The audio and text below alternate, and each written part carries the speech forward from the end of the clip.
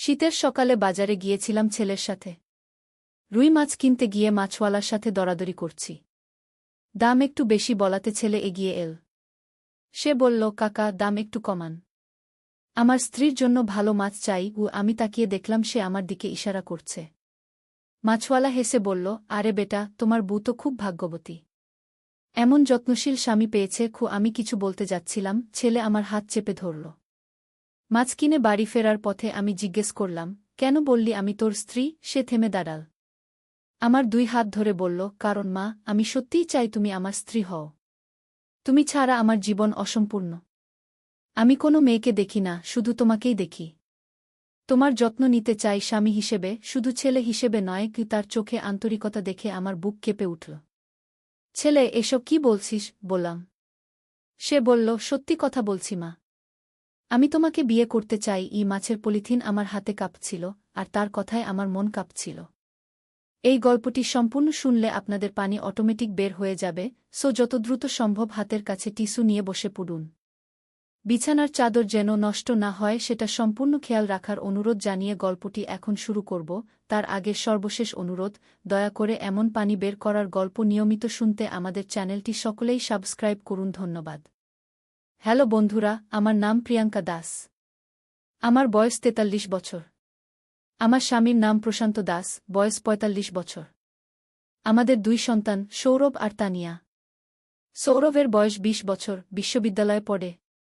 তানিয়ার বয়স 13 বছর, স্কুলে যায়। আমার ছেলে সৌরভ যখন আমাকে বলল যে সে আমাকে বিয়ে করতে চায়, তখন আমার পুরো জীবনটাই যেন থেমে গেল। কিন্তু এই ঘটনার পিছনে যে বিশাল রহস্য লুকিয়েছিল সেটা আমি জানতাম না। সেদিন রাতে আমি ঘুমাতে পারছিলাম না। সৌরভের কথাগুলো আমার মাথায় ঘুরপাক খাচ্ছিল। হঠাৎ শুনলাম বাড়ির বাইরে থেকে অদ্ভুত আওয়াজ আসছে। জানালার পর্দা সরিয়ে দেখি একটা কালো গাড়ি আমাদের বাড়ির সামনে দাঁড়িয়ে আছে। গাড়ি থেকে 3 জন লোক নেমে এসেছে।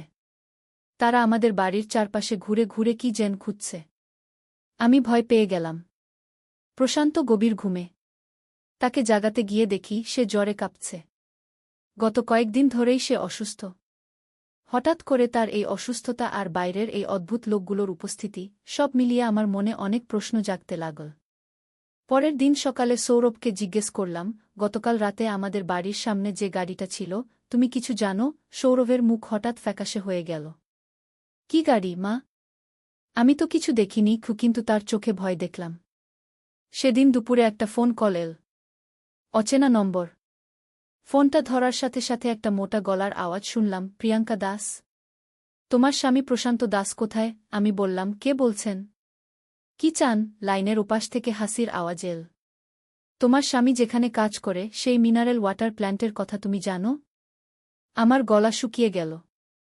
প্রশান্ত গত 5 বছর ধরে একটা মিনারেল ওয়াটার প্ল্যান্টে ম্যানেজার হিসেবে কাজ করে। কিন্তু এই লোক কে? সে কেন প্রশান্তের খোঁজ নিচ্ছে? আপনি কে? কি চান আমার স্বামীর কাছে? জিজ্ঞেস করলাম। লোকটা বলল, তোমার স্বামী কিছু জিনিস জানে যেটা তার জানা উচিত ছিল না। এখন তাকে আমাদের কথা শুনতে হবে। আমি বললাম, আমি কিছু বুঝতে পারছি না। কি? লোকটা বলল, তুমি তোমার স্বামীকে বলো আজ সন্ধ্যা 6টার মধ্যে যেন সে ফ্যাক্টরির পুরনো গুদামে আসে। একা আসতে হবে। ফোনটা কেটে গেল। আমার হাত কাঁপছিল। কি হচ্ছে? প্রশান্ত কি করেছে? আমি তার অফিসে ফোন করলাম। তারা বলল, প্রশান্ত গত 3 দিন ধরে অফিসে আসেনি। কিন্তু সে তো প্রতিদিন বলে যাচ্ছে যে অফিসে যাচ্ছে। সন্ধ্যায় প্রশান্ত বাড়ি ফিরল। তার চেহারা দেখে মনে হচ্ছিল সে ভয়ানক কোনো টেনশনে আছে। আমি তাকে সব কিছু বললাম। সেই ফোন কল, অফিসের কথা, সব কিছু। প্রশান্তের মুখ আরও ফ্যাকাশে হয়ে গেল। সে বসে পড়ল। প্রিয়াঙ্কা, আমি তোমাকে সব সত্যি কথা বলবো। কিন্তু তুমি প্রতিজ্ঞা করো যে কাউকে কিছু বলবে না। আমি বললাম, বলো কি ব্যাপার? প্রশান্ত বলল, আমি যে মিনারেল ওয়াটার প্ল্যান্টে কাজ করি সেখানে কিছু অন্যায় কাজ হচ্ছে। তারা মিনারেল ওয়াটারের বোতলে শুধু পানি নয়, অন্য কিছুও মেশাচ্ছে। আমি যখন এই ব্যাপারটা আবিষ্কার করি তখন আমি কোম্পানির বড় সাহেবকে বলি।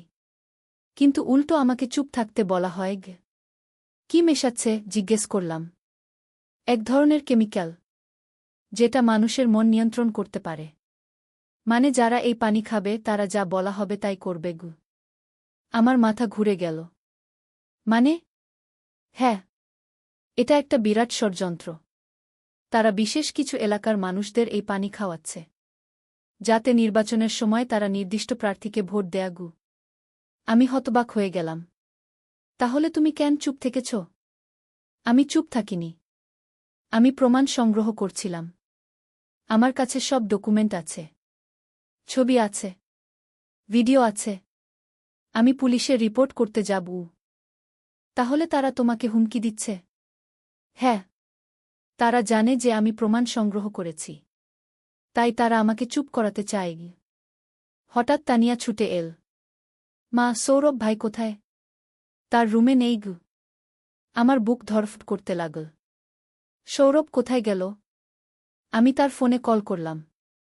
ফোনটা সুইচ অফ। প্রশান্ত বলল, তারা নিশ্চয়ই সৌরভকে নিয়ে গেছে। আমাকে চুপ করানোর জন্য। আমি কাঁদতে শুরু করলাম। আমার ছেলে, তারা আমার ছেলেকে নিয়ে গেছে। প্রশান্ত আমাকে শান্ত করল। তুমি ভেঙে পড়ো না, আমি সব ঠিক করব। আমি এখনই পুলিশের কাছে যাচ্ছি। কিন্তু আমার মনে হল পুলিশেও তাদের লোক থাকতে পারে। তাহলে কি করব? রাত ৮টার সময় আবার সেই ফোনটা এল। আমি ফোন ধরলাম। সেই মোটা গলার লোক বলল, তোমার ছেলে আমাদের কাছে। ও ভালো আছে। কিন্তু তোমার স্বামী যদি পুলিশে যায় বা কারো কাছে আমাদের বিরুদ্ধে কোনো কথা বলে, তাহলে তোমার ছেলের কি হবে বুঝতেই পারছ। আমি কাঁদতে কাঁদতে বললাম, আমার ছেলেকে ছেড়ে দিন। সে কোনো দোষ করেনি। তোমার স্বামী যদি সব প্রমাণ আমাদের কাছে দিয়ে দেয় এবং চুপ থাকে, তাহলে তোমার ছেলে ছাড়া পাবে। প্রশান্ত ফোনটা নিয়ে বলল, আমার ছেলেকে ছাড়ো। আমি তোমাদের সাথে দেখা করতে চাই। কাল সকাল 10টায় পুরনো কারখানায় আসবে। একা আসবে। সব প্রমাণ নিয়ে আসবে।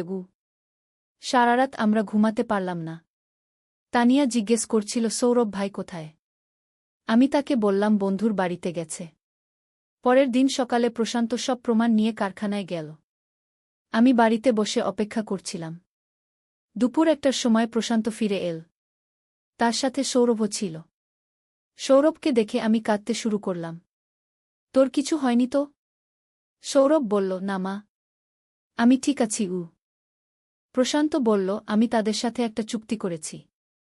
আমি তাদের সব প্রমাণ দিয়ে দিয়েছি। বিনিময়ে তারা সৌরভকে ছেড়ে দিয়েছে এবং আমাদের কোনো ক্ষতি করবে না। কিন্তু আমার মনে সন্দেহ হচ্ছিল, এত সহজে তারা আমাদের ছেড়ে দেবে? সন্ধ্যায় সৌরভ আমার রুমে এল। বলল, মা, আমি তোমার কাছে ক্ষমা চাই। কাল বাজারে আমি যা বলেছিলাম সেটা আমার উচিত হয়নি। আমি বললাম, সেসব এখন ভুলে যাও। তুমি ভালো আছো, এটাই আমার জন্য যথেষ্ট। সৌরভ বলল, আসলে মা, আমি মানসিকভাবে অসুস্থ ছিলাম। ডিপ্রেশনে ছিলাম। তাই এমন কথা বলেছিলাম। আমি একজন সাইকোলজিস্টের কাছে যাব। আমি আশ্চর্য হলাম। হঠাৎ করে সৌরভ এত বুদ্ধিমানের মতো কথা বলছে কেন? আর সে কেন স্বীকার করছে যে তার মানসিক সমস্যা আছে? রাতে আমি প্রশান্তকে জিজ্ঞেস করলাম, সৌরভের আচরণ অদ্ভুত লাগছে না তোমার? প্রশান্ত বলল, হ্যাঁ। তবে হয়তো এই ঘটনার পর সে সবকিছু বুঝতে পারছে। কিন্তু পরের দিন আমি একটা ভয়ানক জিনিস আবিষ্কার করলাম। সৌরভের রুম পরিষ্কার করতে গিয়ে দেখি তার টেবিলের উপর একটা ছোট বোতল আছে। সেই বোতলে লেবেল লাগানো, মাইন্ড কন্ট্রোল সিরাম। আমার হাত কাঁপতে শুরু করল। এটা কি? আমি বোতলটা নিয়ে প্রশান্তের কাছে গেলাম। প্রশান্ত বোতলটা দেখে বলল, এটা সেই কেমিক্যাল যার কথা আমি তোমাকে বলেছিলাম। কিন্তু সৌরভের কাছে এটা কেন? হঠাৎ সৌরভ রুমে ঢুকল। আমাদের হাতে বোতলটা দেখে তার মুখের ভাব পাল্টে গেল। সৌরভ, এটা কিসের বোতল? জিজ্ঞেস করলাম। সৌরভ কিছুক্ষণ চুপ থাকল।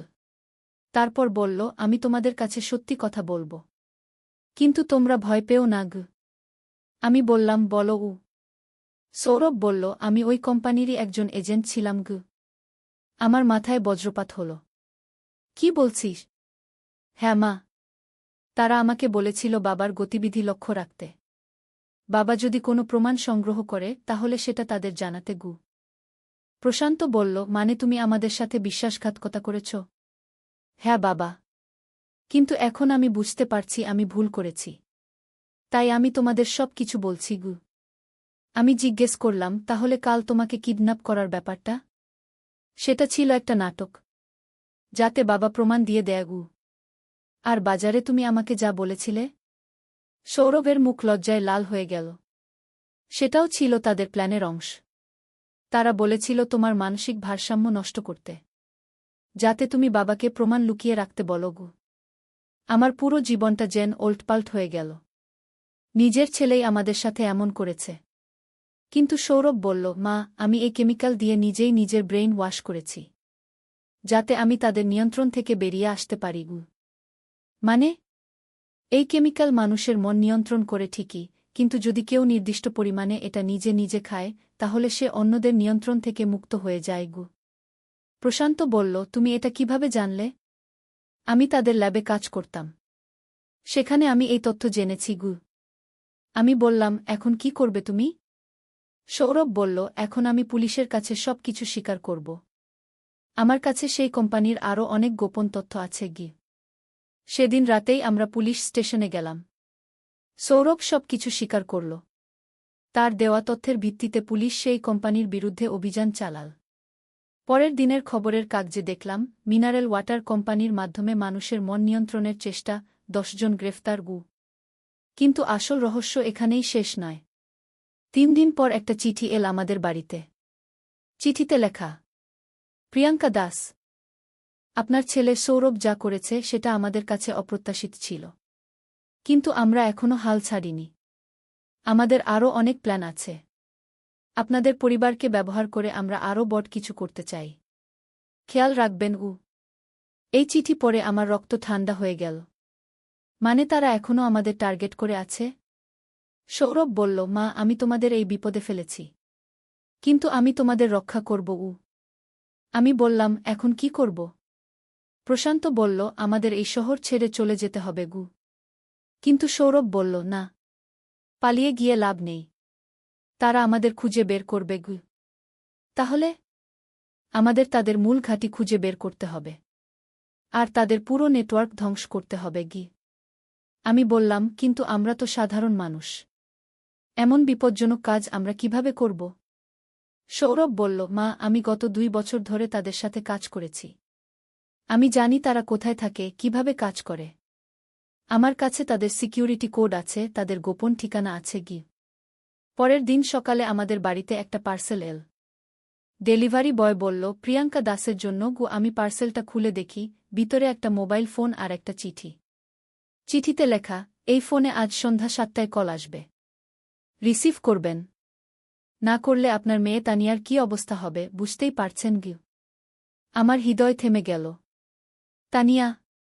সে তো স্কুলে গেছে। আমি তাড়াতাড়ি স্কুলে ফোন করলাম। হেড টিচার বললেন, তানিয়া তো আজ স্কুলেই আসেনি। আপনি বলেছেন যে ও অসুস্থ উ। আমি বললাম, আমি তো কিছু বলিনি, আমার গলা কাঁপছিল। তাড়াতাড়ি প্রশান্ত আর সৌরভকে ডাকলাম।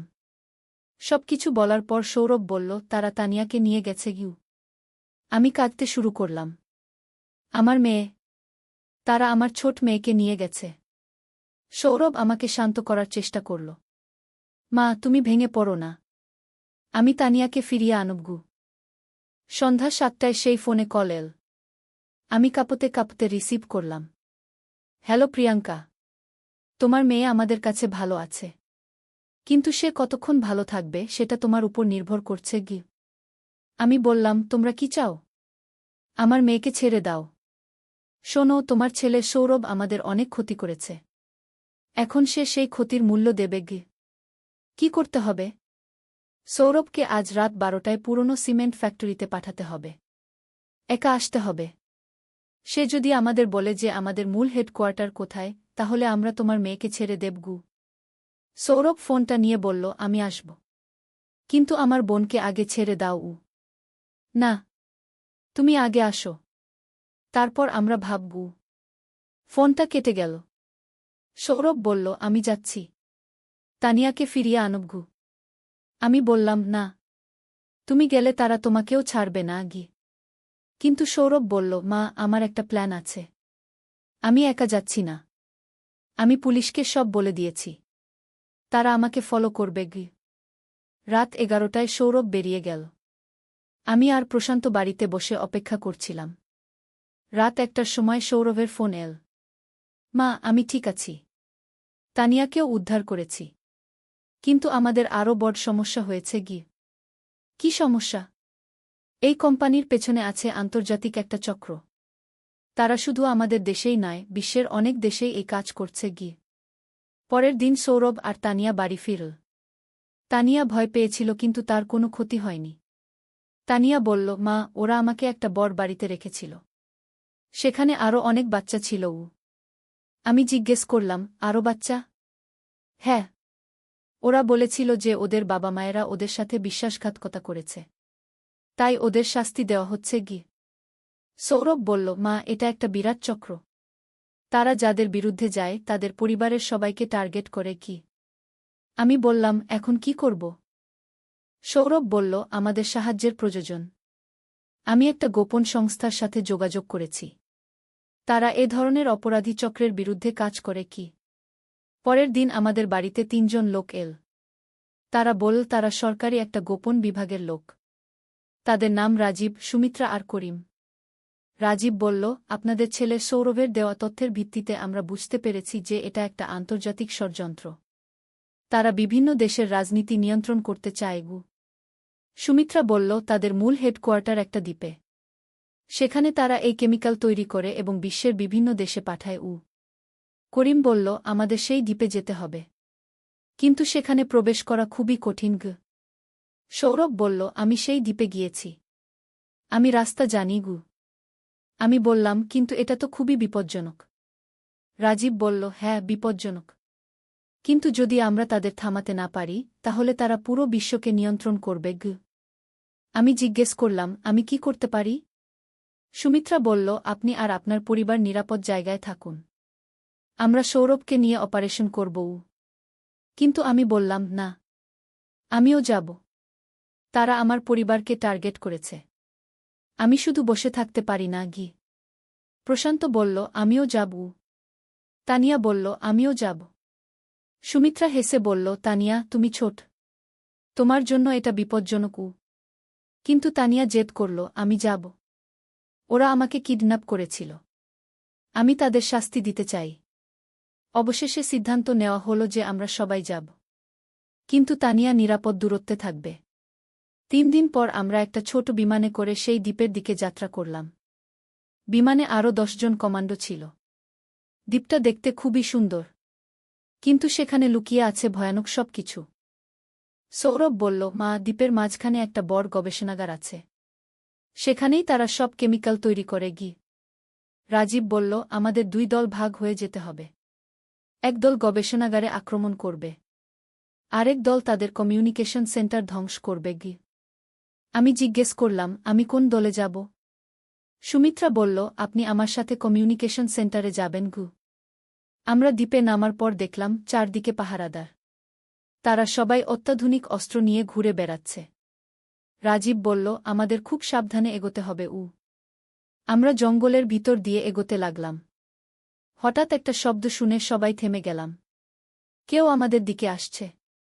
3 জন পাহারাদার আমাদের দিকে এগিয়ে আসছিল। কমান্ডোরা তাদের নিঃশব্দে কাবু করল। এভাবে আস্তে আস্তে আমরা গবেষণাগারের কাছে পৌঁছলাম। বিল্ডিংটা দেখতে খুবই আধুনিক। বাইরে থেকে মনে হচ্ছে না যে এখানে অন্যায় কাজ হয়। সৌরভ আমাদের গোপন প্রবেশপথ দেখাল। আমরা বিল্ডিংয়ের ভিতরে ঢুকলাম। ভিতরে ঢুকে দেখি বিশাল বড় ল্যাবরেটরি। শত শত কেমিক্যালের বোতল। কয়েক ডজন বিজ্ঞানী কাজ করছেন। হঠাৎ একজন বিজ্ঞানী আমাদের দেখে ফেল। সে চিৎকার করে ডাকল, ইন্ট্রুডার, ইন্ট্রুডার। সাথে সাথে অ্যালার্ম বেজে উঠল। চারদিক থেকে নিরাপত্তা রক্ষীরা ছুটে আসতে শুরু করল। রাজীব চিৎকার করে বলল, সবাই নিজ নিজ কাজ করো। দেরি করার সময় নেই। কমান্ডোরা রক্ষীদের সাথে যুদ্ধ শুরু করল। আর আমরা ল্যাবরেটরিতে ঢুকে সব কেমিক্যাল নষ্ট করতে শুরু করলাম। সৌরভ একটা বড় কম্পিউটারের সামনে বসল। মা, আমি তাদের সব ডাটা মুছে দিচ্ছি। হঠাৎ একটা গুলির আওয়াজ শুনে আমি পিছনে তাকালাম। একজন রক্ষী আমাদের দিকে গুলি করছে।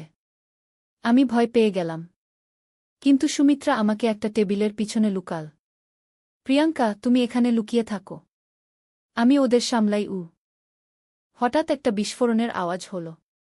গোটা বিল্ডিং কেঁপে উঠল। করিমের গলায় শুনলাম কমিউনিকেশন সেন্টার ধ্বংস হয়েছে। তারা আর বাইরের সাথে যোগাযোগ করতে পারবে না। সৌরভ চিৎকার করে বলল, আমি তাদের সব ফর্মুলা মুছে দিয়েছি। এখন তারা আর এই কেমিক্যাল তৈরি করতে পারবে না। কিন্তু হঠাৎ দেখি একজন লোক একটা বড় বন্দুক নিয়ে আমাদের দিকে এগিয়ে আসছে। তার চেহারা দেখে মনে হচ্ছে সে এখানকার বস। সে চিৎকার করে বলল, তোমরা আমার বছরের পরিশ্রম নষ্ট করে দিয়েছ। এর দাম তোমাদের জীবন দিয়ে দিতে হবে। সে আমার দিকে বন্দুক তাক করল। আমি ভয়ে চোখ বন্ধ করলাম। হঠাৎ একটা গুলির আওয়াজ শুনলাম। কিন্তু আমার কিছু হল না। চোখ খুলে দেখি সেই বস মাটিতে পড়ে আছে। পিছনে তাকিয়ে দেখি তানিয়া একটা ছোট পিস্তল হাতে দাঁড়িয়ে আছে। তানিয়া, তুমি এখানে কি করছো? চিৎকার করে বললাম। তানিয়া বলল, মা, আমি তোমাদের সাহায্য করতে এসেছি। আমি একটা গোপন রাস্তা দিয়ে এসেছি। সুমিত্রা বলল, তানিয়া বুদ্ধিমান মেয়ে। সে ঠিক সময় এসেছে। আমরা সফলভাবে সেই গবেষণাগার ধ্বংস করে দিলাম। তাদের সব কেমিক্যাল নষ্ট করলাম। তাদের সব ডাটা মুছে দিলাম। কিন্তু বিমানে ফেরার সময় রাজীব বলল, আমাদের কাজ এখনও শেষ হয়নি। এই চক্রের আরও অনেক শাখা বিশ্বের বিভিন্ন জায়গায় আছে। সৌরভ বলল, আমি তাদের সব ঠিকানা জানি। আমরা একে একে সব জায়গায় অভিযান চালাব। আমি বললাম, আমি আর পারব না এত অ্যাডভেঞ্চার। কিন্তু তানিয়া বলল, মা, আমার খুব মজা লেগেছে। আমিও একজন গোয়েন্দা হব। প্রশান্ত হেসে বলল, আমাদের পরিবার এখন একটা অ্যাডভেঞ্চার টিম। এভাবে আমাদের জীবনে অভূতপূর্ব একটা অ্যাডভেঞ্চারের সূচনা হল। যেটা শুরু হয়েছিল বাজারে মাছ কিনতে গিয়ে, সেটাই আমাদের নিয়ে গেল আন্তর্জাতিক অপরাধী চক্রের বিরুদ্ধে লড়াইয়ে। পরের 6 মাসে আমরা 5টা দেশে গিয়ে সেই চক্রের শাখা অফিস ধ্বংস করলাম। আমার সাধারণ গৃহিণী জীবন থেকে আমি হয়ে উঠলাম একজন সিক্রেট এজেন্ট। সৌরভ এখন সরকারি গোয়েন্দা বিভাগে কাজ করে। তানিয়া স্কুলের পাশাপাশি মার্শাল আর্ট শিখছে। প্রশান্ত তার চাকরি ছেড়ে দিয়ে আমাদের সাথে এই কাজে যুক্ত হয়েছে। আর আমি এখন অপারেশন ক্লিন ওয়াটার কি নামে একটা আন্তর্জাতিক সংস্থার প্রধান। আমাদের উদ্দেশ্য হল বিশ্বের সব জায়গা থেকে এ ধরনের কেমিক্যাল দূষণ বন্ধ করা। কিন্তু আসল যে ব্যাপারটা, সেটা হলো আমাদের পরিবারের বন্ধন। যেটা শুরুতে ভেঙে যাওয়ার উপক্রম হয়েছিল, সেটা এখন আরও মজবুত হয়েছে। আজও মাঝে মাঝে মনে পড়ে সেই দিনের কথা, যখন সৌরভ বাজারে আমাকে তার স্ত্রী বলে পরিচয় করিয়েছিল। সেটা আসলে একটা কেমিক্যালের প্রভাব ছিল। কিন্তু সেই ঘটনা থেকেই শুরু হয়েছিল আমাদের এই অবিস্মরণীয় অ্যাডভেঞ্চার। আর এখন যখন আমরা বিভিন্ন দেশে মিশনে যাই, তখন মাঝে মাঝে তানিয়া বলে, মা, আমাদের পরিবার সত্যি অনেক স্পেশাল। আর আমি হেসে বলি, হ্যাঁ মা, আমরা শুধু একটা পরিবার নই, আমরা একটা টিম। এই গল্পটা শেষ হলেও আমাদের অ্যাডভেঞ্চার এখনও চলছে। প্রতিদিন নতুন নতুন মিশন, নতুন নতুন রহস্য। আর সবচেয়ে বড় কথা হলো, আমরা একসাথে আছি। কিন্তু গত সপ্তাহে একটা নতুন রহস্যের সূচনা হয়েছে। একদিন তানিয়া স্কুল থেকে এসে বলল, মা, আমাদের স্কুলের নতুন টিচার খুব অদ্ভুত। তিনি সবাইকে একটা বিশেষ পানি খেতে দেন। সেই পানি খাওয়ার পর সবাই খুব অদ্ভুত আচরণ করে। আমার মনে সন্দেহ হল। কেমন অদ্ভুত? সবাই খুব বেশি অনুগত হয়ে যায়। টিচার যা বলেন সবাই হ্যাঁ বলে। আমি সৌরভকে ডেকে বললাম, মনে হচ্ছে আবার সেই কেমিক্যালের গন্ধ। সৌরভ বলল, হতে পারে মা। আমি কাল স্কুলে গিয়ে দেখে আসব। এভাবে আবার শুরু হতে চলেছে আমাদের নতুন একটা অ্যাডভেঞ্চার। কিন্তু এবার আমরা প্রস্তুত। কারণ আমরা জানি, একসাথে থাকলে কোনো রহস্যই আমাদের কাছে অমীমাংসিত থাকে না। সকালে বাজারে গিয়েছি সবজি কিনতে। ছেলে আমার সাথে এসেছে ব্যাগ নিয়ে। সবজিওয়ালা বলল, ভাইজা, বৌদির জন্য তাজা সবজি নিয়েন। আমি সংশোধন করতে যাচ্ছিলাম। ছেলে তাড়াতাড়ি বলল, হ্যাঁ দাদা, বউয়ের পছন্দের সবজিগুলো দেন। সবজি কেনা শেষে হাঁটতে হাঁটতে জিজ্ঞেস করলাম, বউ, বলতে দিলি কেন? সে আমার কাছে এসে বলল, মা, আমি মিথ্যা বলিনি। আমি সত্যিই চাই তুমি আমার বউ হও। তোমার হাতের রান্না খেয়ে বড় হয়েছি, এখন চাই তুমি আমার স্ত্রী হয়ে আমার জন্য রান্না করো। আমি তোমাকে ভালোবাসি, বিয়ে করো আমাকে। বাজারের কোলাহল, মানুষের চিৎকার, গাড়ির হর্ন, সবকিছুর মাঝে তার কথা আমার কানে পৌঁছাল। সবজির ব্যাগ আমার হাতে, কিন্তু মনে হচ্ছিল যেন বিয়ের কেনাকাটা করছি। তার চোখে স্বামীর দৃষ্টি, আমার দিকে তাকিয়ে থাকা। রাস্তায় অন্য দম্পতিরা হাঁটছে, আমাদের দেখে হাসছে। মনে হচ্ছিল আমরাও তাদের একজন। তার হাতে আমার হাত, স্বামী স্ত্রীর মতো। এই গল্পটি সম্পূর্ণ শুনলে আপনাদের পানি অটোমেটিক বের হয়ে যাবে, সো যত দ্রুত সম্ভব হাতের কাছে টিস্যু নিয়ে বসে পড়ো। বিছানার চাদর যেন নষ্ট না হয় সেটা সম্পূর্ণ খেয়াল রাখার অনুরোধ জানিয়ে গল্পটি এখন শুরু করব। তার আগে সর্বশেষ অনুরোধ, দয়া করে এমন পানি বের করার গল্প নিয়মিত শুনতে আমাদের চ্যানেলটি সকলেই সাবস্ক্রাইব করুন। ধন্যবাদ। হ্যালো বন্ধুরা, আমার নাম মিতালি দাস। আমার বয়স ৩৯ বছর। আমার স্বামীর নাম সুমন দাস, বয়স ৫২ বছর। আমাদের ২ সন্তান, রাহুল আর পিয়া। রাহুল ২১ বছর বয়সী, ইউনিভার্সিটিতে পড়ে। পিয়া ১৪ বছর বয়সী, হাই স্কুলে যায়। যেই ঘটনার কথা বলছি সেটা গত বছরের জানুয়ারি মাসের কথা। আমার স্বামী সুমন তখন অফিসে খুব ব্যস্ত থাকত। রাহুল কলেজে থাকা অবস্থায় একদিন আমাকে বাজারে যেতে হল। পিয়া স্কুলে গিয়েছে। রাহুল বলল, মা, আমিও তোমার সাথে যাব। একা একা ভারী ব্যাগ নিয়ে কষ্ট হবে। বাজারে গিয়ে সবজি কিনছিলাম।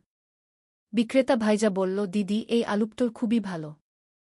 বৌদির রান্নায় লাগবে। আমি বলতে যাচ্ছিলাম যে রাহুল আমার ছেলে, কিন্তু রাহুল তখনই বলে উঠল, হ্যাঁ দাদা, আমার বউয়ের জন্য সবচেয়ে ভালো সবজিটা দিয়েন। বিক্রেতা হেসে বলল, ওহো, নতুন বিয়ে হয়েছে নাকি? বৌদি খুব সুন্দর তো। আপনারা খুব মানানসি জুটি। রাহুল আমার কোমরে হাত রেখে বলল, হ্যাঁ দাদা, আমার খুব সৌভাগ্য যে ওকে পেয়েছি। আমি লজ্জায় মুখ লাল হয়ে গেল। সবজি কিনে বাসায় ফেরার পথে জিজ্ঞেস করলাম, রাহুল, তুই এমন কেন বললি? লোকে কি ভাববে? রাহুল আমার দিকে তাকিয়ে বলল, মা, আমি কি মিথ্যে বলেছি?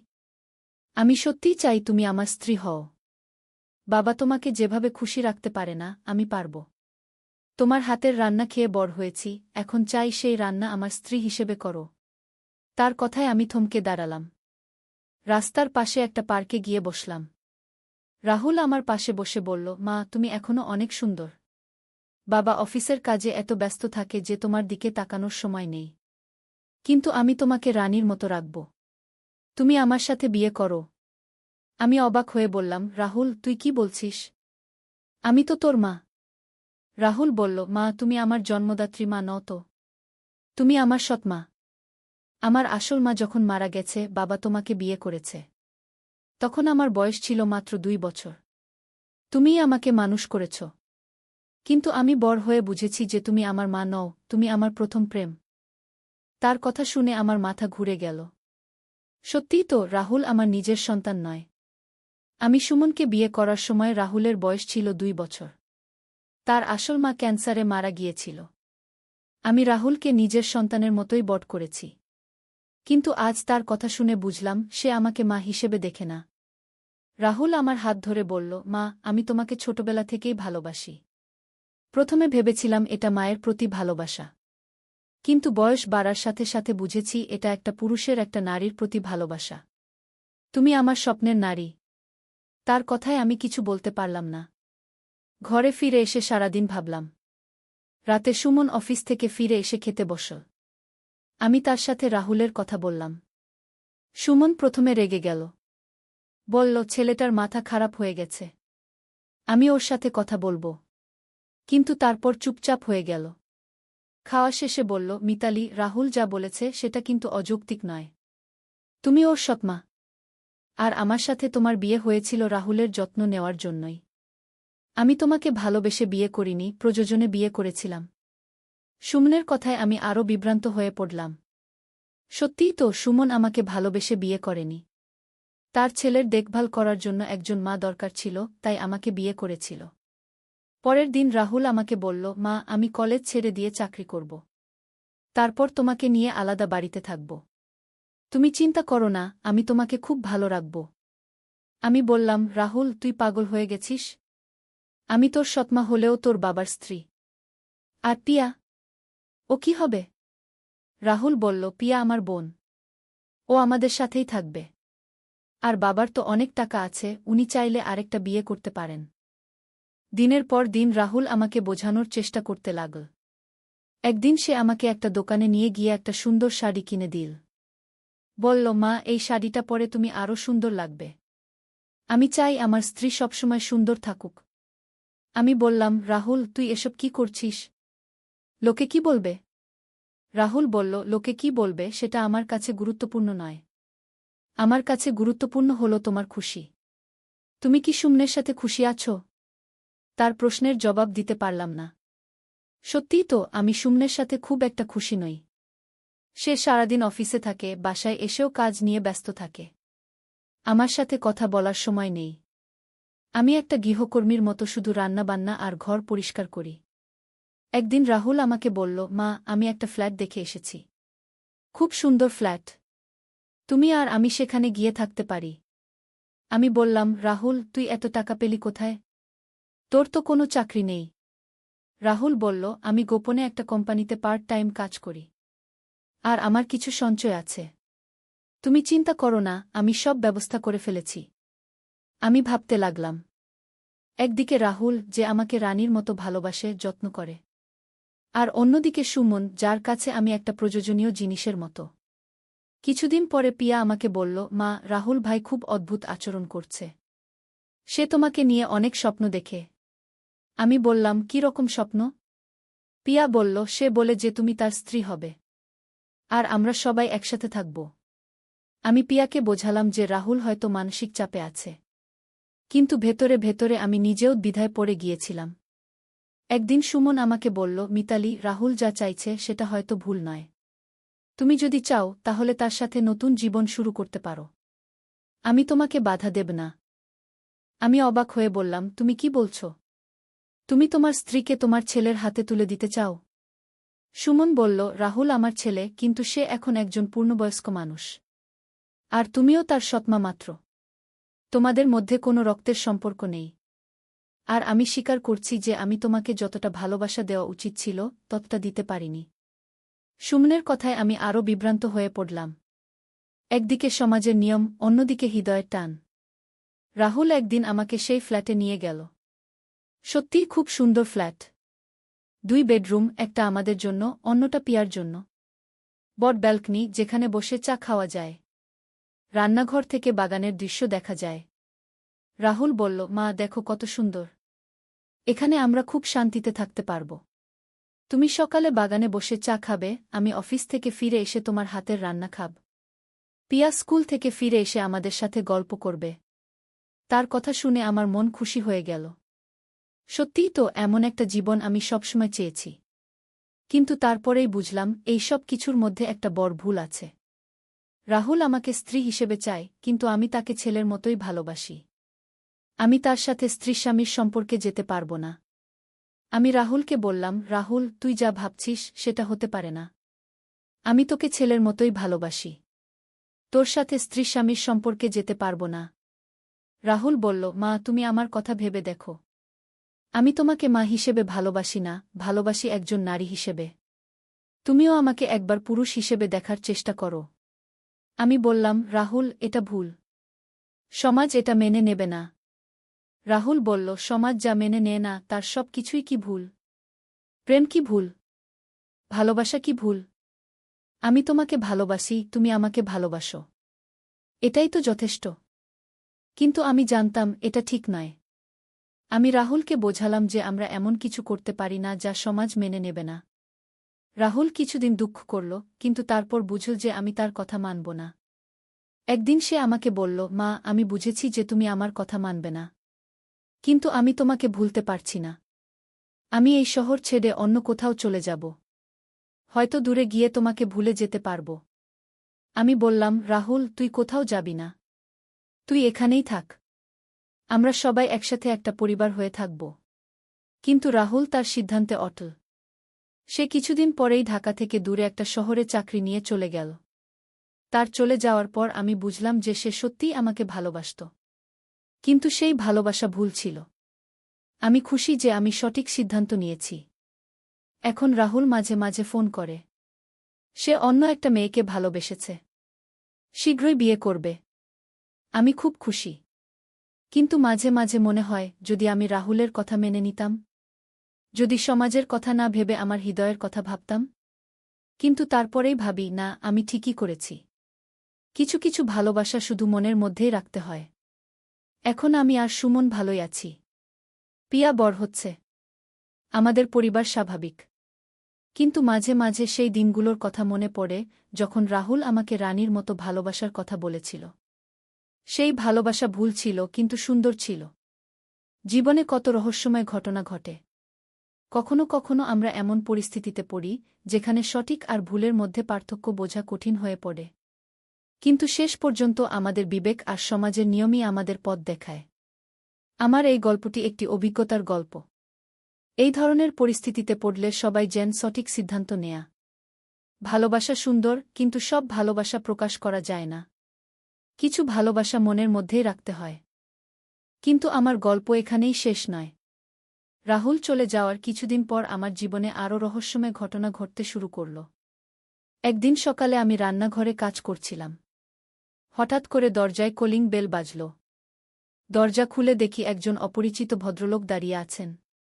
তিনি বললেন, আপনি কি মিতালি দাস? আমি বললাম, জি, আমি মিতালি। আপনি কে? তিনি বললেন, আমার নাম ডক্টর করিম। আমি একজন প্রাইভেট ইনভেস্টিগেটর। আপনার সাথে গুরুত্বপূর্ণ একটা কথা আছে। আমি তাকে ভেতরে আসতে দিলাম।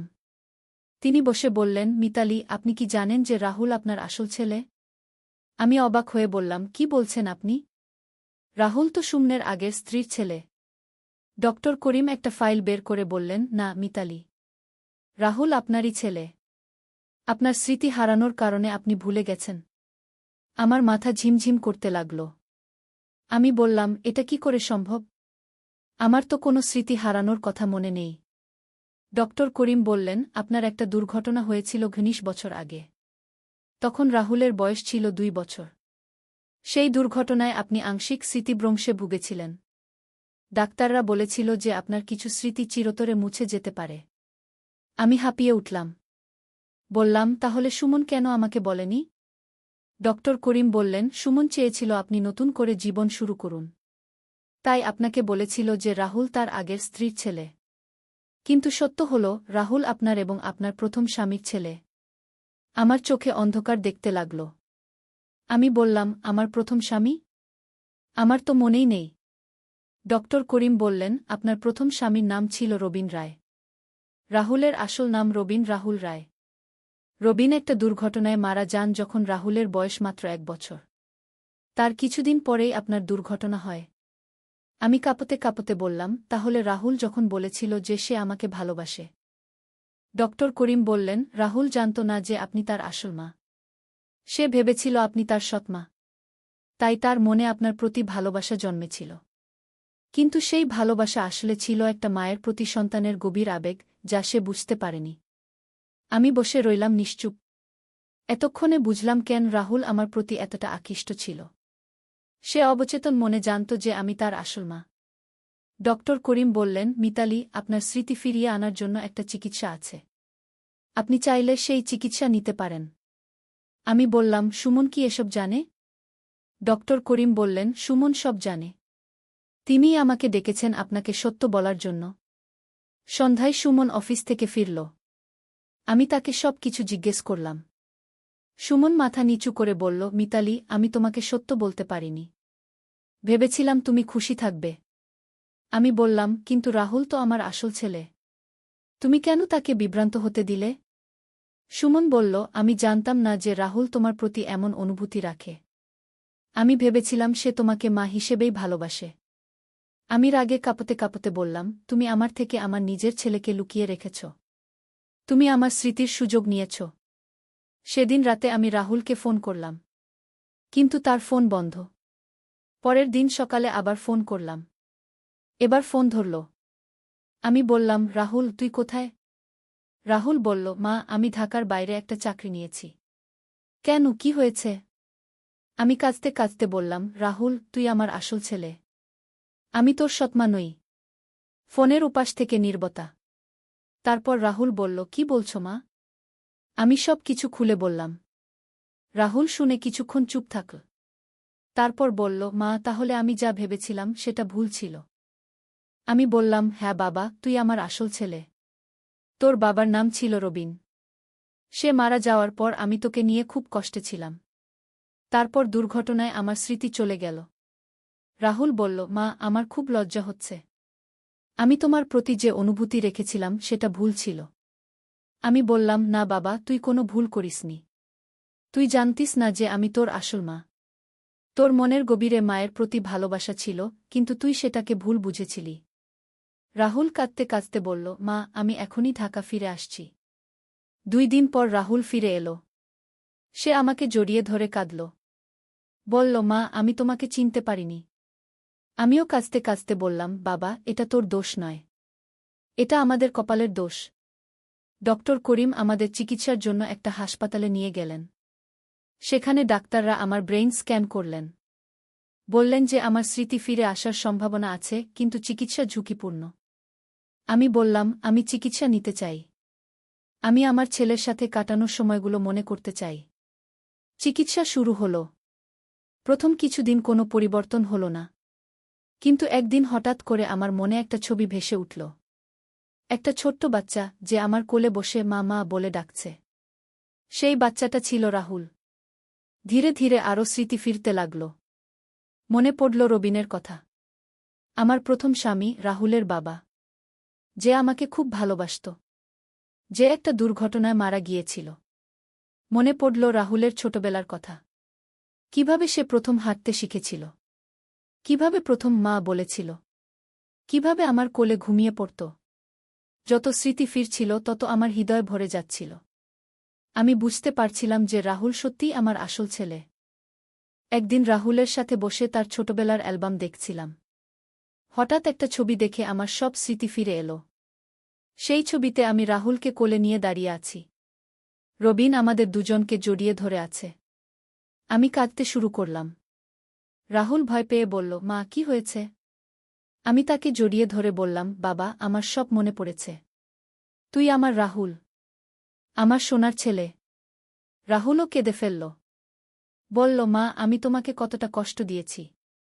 আমি বললাম, না বাবা, তুই আমাকে কোনো কষ্ট দিসনি। তুই শুধু তোর মাকে ভালোবেসেছিস, কিন্তু চিনতে পারিসনি।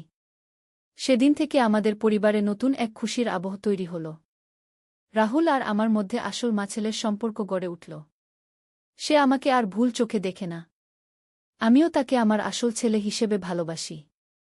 পিয়া খুব খুশি হল জেনে যে রাহুল তার আসল দাদা। সুমন একটু লজ্জিত, কিন্তু সে স্বীকার করেছে যে তার উচিত ছিল আমাকে আগেই সত্য বলা। এখন আমরা সবাই একসাথে থাকি। রাহুল তার চাকরি ছেড়ে দিয়ে ঢাকায় ফিরে এসেছে। সে একটা ভালো চাকরি পেয়েছে। শীঘ্রই বিয়েও করবে। আমার এই গল্পটি একটি অদ্ভুত রহস্যের গল্প। কখনো কখনো জীবনে এমন সব ঘটনা ঘটে যা আমরা কল্পনাও করতে পারি না। স্মৃতিভ্রংশের কারণে একটি মা তার আসল ছেলেকে চিনতে পারেন না। আর সেই ছেলেও তার আসল মাকে ভুল বুঝে। কিন্তু শেষ পর্যন্ত সত্যের জয় হয়। মায়ের হৃদয় সন্তানকে চিনে নেয়। সন্তানের ভালোবাসাও মায়ের কাছে পৌঁছে যায়। জীবনের এই রহস্যময় অধ্যায়ের পর আমি বুঝেছি যে পারিবারিক বন্ধন কতটা শক্তিশালী। যতই স্মৃতি হারিয়ে যাক, মায়ের হৃদয়ে সন্তানের জায়গা কখনো মুছে যায় না।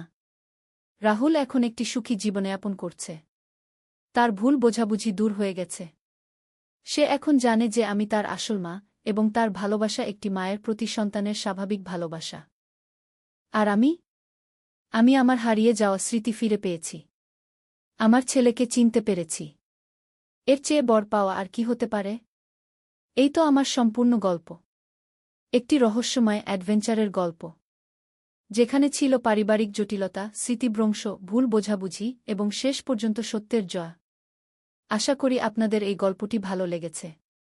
জীবনে অনেক সময় এমন রহস্যময় ঘটনা ঘটে যা আমাদের অবাক করে দেয়। কিন্তু শেষ পর্যন্ত সত্য এবং ভালোবাসার জয় হয়। এমন আরও রোমাঞ্চকর এবং রহস্যময় গল্প শোনার জন্য আমাদের চ্যানেল সাবস্ক্রাইব করুন। আগামীকাল আরও একটি নতুন গল্প নিয়ে হাজির হব। ততক্ষণ পর্যন্ত সবাই ভালো থাকুন, সুস্থ থাকুন। ধন্যবাদ। নূরের সন্ধানে একটি ইসলামিক গল্প। প্রথম অধ্যায়, যাত্রার সূচনা। বাগদাদের প্রাচীন শহরে, যেখানে দজলা নদী শান্তভাবে বয়ে চলে, সেখানে বাস করত এক যুবক যার নাম ছিল হাসান। তার বয়স মাত্র 25 বছর, কিন্তু তার হৃদয়ে ছিল অসীম জ্ঞানের তৃষ্ণা এবং আল্লাহর সান্নিধ্যের আকাঙ্ক্ষা। হাসানের বাবা আব্দুল করিম ছিলেন একজন বিখ্যাত ব্যবসায়ী। তিনি সিল্ক রুট দিয়ে বিভিন্ন দেশে ব্যবসা করতেন। কিন্তু হাসান ব্যবসার চেয়ে বেশি আগ্রহী ছিল আধ্যাত্মিক জ্ঞানে। প্রতিদিন ফজরের নামাজের পর সে মসজিদে বসে কুরআন তিলাওয়াত করত এবং আলেমদের সাথে দ্বীনী আলোচনায় অংশগ্রহণ করত। একদিন সকালে হাসান যখন তার স্বাভাবিক অভ্যাস অনুযায়ী কুরআন তিলাওয়াত করছিল, তখন তার চোখে পড়ল এই আয়াতটি। আর যে আল্লাহকে ভয় করে, আল্লাহ তার জন্য নিষ্কৃতির পথ করে দেন এবং তাকে এমন উৎস থেকে রিজিক দান করেন যার কল্পনাও সে করতে পারে না। সূরা তালাক 2-3। এই আয়াতটি হাসানের হৃদয়কে গভীরভাবে স্পর্শ করল। সে ভাবতে লাগল, আল্লাহর ভয় এবং তাকওয়া কি আসলেই এমন এক শক্তি যা মানুষের জীবনকে সম্পূর্ণভাবে পরিবর্তন করে দিতে পারে? দুপুরের খাবারের সময় হাসান তার বাবার সাথে এই বিষয়ে কথা বলল। আব্দুল করিম একজন ধার্মিক মানুষ ছিলেন, কিন্তু তিনি বেশিরভাগ সময় ব্যবসার চিন্তায় মগ্ন থাকতেন। আব্বু, হাসান বলল, আজ কুরআনে এমন এক আয়াত পড়লাম যা আমার মনকে খুব নাড়িয়ে দিয়েছে। আল্লাহর তাকওয়া সম্পর্কে কি? আব্দুল করিম তার ছেলের মুখের দিকে তাকিয়ে বললেন, বেটা, তাকওয়া হল ইসলামের সর্বোচ্চ গুণ। কিন্তু এটা অর্জন করা খুবই কঠিন। এর জন্য দরকার ধৈর্য, সাধনা এবং আল্লাহর রহমত। আব্বু, আমি এই পথে চলতে চাই। আমি চাই আল্লাহর নৈকট্য লাভ করতে। আব্দুল করিম তার ছেলের আগ্রহ দেখে খুশি হলেন। তিনি বললেন, বেটা, তাহলে তুমি শায়খ ইউনুসের কাছে যাও। তিনি আমাদের শহরের অন্যতম শ্রেষ্ঠ আলেম এবং সুফি। তিনি তোমাকে সঠিক পথ দেখাতে পারবেন। দ্বিতীয় অধ্যায়, শায়খের সাক্ষাৎ। পরদিন আসরের নামাজের পর হাসান শায়খ ইউনুসের খানকায় গেল। খানকাটি ছিল বাগদাদের পুরাতন অংশে একটি শান্ত এবং নিরিবিলি এলাকায়। প্রবেশ করতেই হাসান অনুভব করল এক অদ্ভুত প্রশান্তি। শায়খ ইউনুস ছিলেন প্রায় 60 বছরের একজন বুজুর্গ। তার চোখে ছিল গভীর প্রজ্ঞার আলো এবং তার চেহারায় ছিল এমন এক নূর যা দেখলেই মানুষের মন শান্ত হয়ে যেত। আসসালামু আলাইকুম বাবা, হাসান সালাম দিল। ওয়া আলাইকুমুসসালাম বেটা। এসো বসক। শায়খ তার দিকে তাকিয়ে হাসলেন। তোমার মুখ দেখেই বুঝতে পারছি তুমি কোনো গুরুত্বপূর্ণ বিষয়ে এসেছ। হাসান বিনয়ের সাথে বলল, হুজুর, আমি আল্লাহর নৈকট্য লাভ করতে চাই। আমি জানতে চাই তাকওয়ার আসল রহস্য কী। শায়খ ইউনুস কিছুক্ষণ নীরব থাকলেন। তারপর তিনি বললেন, বেটা, তাকওয়া শুধু একটি শব্দ নয়। এটি একটি জীবনযাত্রা। এটি এমন এক অবস্থা যেখানে তুমি প্রতিটি মুহূর্তে আল্লাহর উপস্থিতি অনুভব করবে। কিন্তু হুজুর, এই অবস্থায় কিভাবে পৌঁছানো যায়? এর জন্য দরকার 3টি জিনিস, শায়খ তার আঙুল দিয়ে গুনে বললেন। প্রথম, ইলম বা জ্ঞান। তুমি আল্লাহ, তার রাসূল এবং দিন সম্পর্কে গভীর জ্ঞান অর্জন করতে হবে। দ্বিতীয়, আমল বা আমলে সালেহ। তুমি যা জানবে তা অনুসরণ করতে হবে। আর তৃতীয়, ইহসান, অর্থাৎ আল্লাহর ইবাদত এমনভাবে করা যেন তুমি তাকে দেখতে পাচ্ছ। হাসান মনোযোগ সহকারে শুনছিল। হুজুর, আমি কোথা থেকে শুরু করব? কুরআন থেকে, শায়খ দৃঢ়ভাবে বললেন। কুরআন হল আল্লাহর বাণী। প্রতিদিন কুরআন পড়বে, কিন্তু শুধু পড়বে না, তার অর্থ বুঝে বুঝে পড়বে এবং যা পড়বে তা নিয়ে চিন্তাভাবনা করবে। শায়খ তার পাশ থেকে একটি কুরআনের অনুবাদ নিয়ে হাসানের হাতে দিলেন। এটি নাও এবং প্রতিদিন আমার কাছে এসো। আমরা একসাথে কুরআনের আলোচনা করব। তৃতীয় অধ্যায়, কুরআনের সাথে সম্পর্ক। পরবর্তী কয়েক মাস হাসান প্রতিদিন শায়খের কাছে যেত। প্রতিদিন তারা কুরআনের বিভিন্ন আয়াত নিয়ে আলোচনা করত। হাসান আবিষ্কার করল যে কুরআন শুধু একটি বই নয়, এটি জীবনযাপনের পূর্ণাঙ্গ গাইড। একদিন তারা সূরা বাকারার এই আয়াতটি নিয়ে আলোচনা করছিল। নিশ্চয়ই যারা ঈমান এনেছে এবং নেক আমল করেছে, তাদের জন্য রয়েছে এমন জান্নাত যার নিচ দিয়ে ঝর্ণাধারা প্রবাহিত। সূরা বাকারা 2-5। হুজুর, হাসান জিজ্ঞেস করল, এখানে ঈমান এবং নেক আমল দুটোই উল্লেখ করা হয়েছে। এর তাৎপর্য কি? শায়খ ইউনুস হাসলেন। চমৎকার প্রশ্ন। দেখ বেটা, ঈমান হল ভিত্তি আর আমল হল ভবন। ভিত্তি ছাড়া ভবন দাঁড়ায় না, আবার ভবন ছাড়া ভিত্তিরও কোনো অর্থ নেই। কিন্তু হুজুর, আমি দেখি অনেক মানুষ নামাজ পড়ে, রোজা রাখে, কিন্তু তাদের আচরণে তেমন পরিবর্তন নেই। এটাই হলো আসল সমস্যা। শায়খ গম্ভীর হলেন। ইবাদত করা হচ্ছে কিন্তু ইবাদতের প্রভাব জীবনে পড়ছে না। এর কারণ হলো ইবাদত যন্ত্রের মতো করা হচ্ছে, হৃদয়ের সাথে নয়। তাহলে সমাধান কি হুজুর? সমাধান হল মুরাকাবা, আত্মসমালোচনা এবং আত্মশুদ্ধি। প্রতিটি ইবাদতের পর নিজেকে প্রশ্ন করতে হবে, এই ইবাদত কি আমাকে আল্লাহর কাছে নিয়ে গেল? আমার চরিত্রের কোনো উন্নতি হল কি? হাসান এই কথাগুলো খুব মনোযোগ সহকারে শুনল এবং মনে মনে সিদ্ধান্ত নিল যে সে এই পথেই চলবে। চতুর্থ অধ্যায়, প্রথম পরীক্ষা। হাসান যখন এই নতুন জীবনযাত্রা শুরু করল, তখনই তার প্রথম পরীক্ষা এল। তার বাবার ব্যবসায় একটি বড় সমস্যা দেখা দিল। একটি বড় পরিমাণ মাল জাহাজডুবিতে হারিয়ে গেল এবং তার ফলে আব্দুল করিমের প্রচুর ক্ষতি হল। একদিন সন্ধ্যায় আব্দুল করিম হাসানকে ডেকে বললেন, বেটা, আমাদের পরিবারের কঠিন সময় চলছে। আমার মনে হচ্ছে তোমার এখন আধ্যাত্মিক সাধনা বন্ধ করে ব্যবসায় মন দেওয়া উচিত। হাসান তার বাবার কথা শুনে খুবই দুঃখিত হল।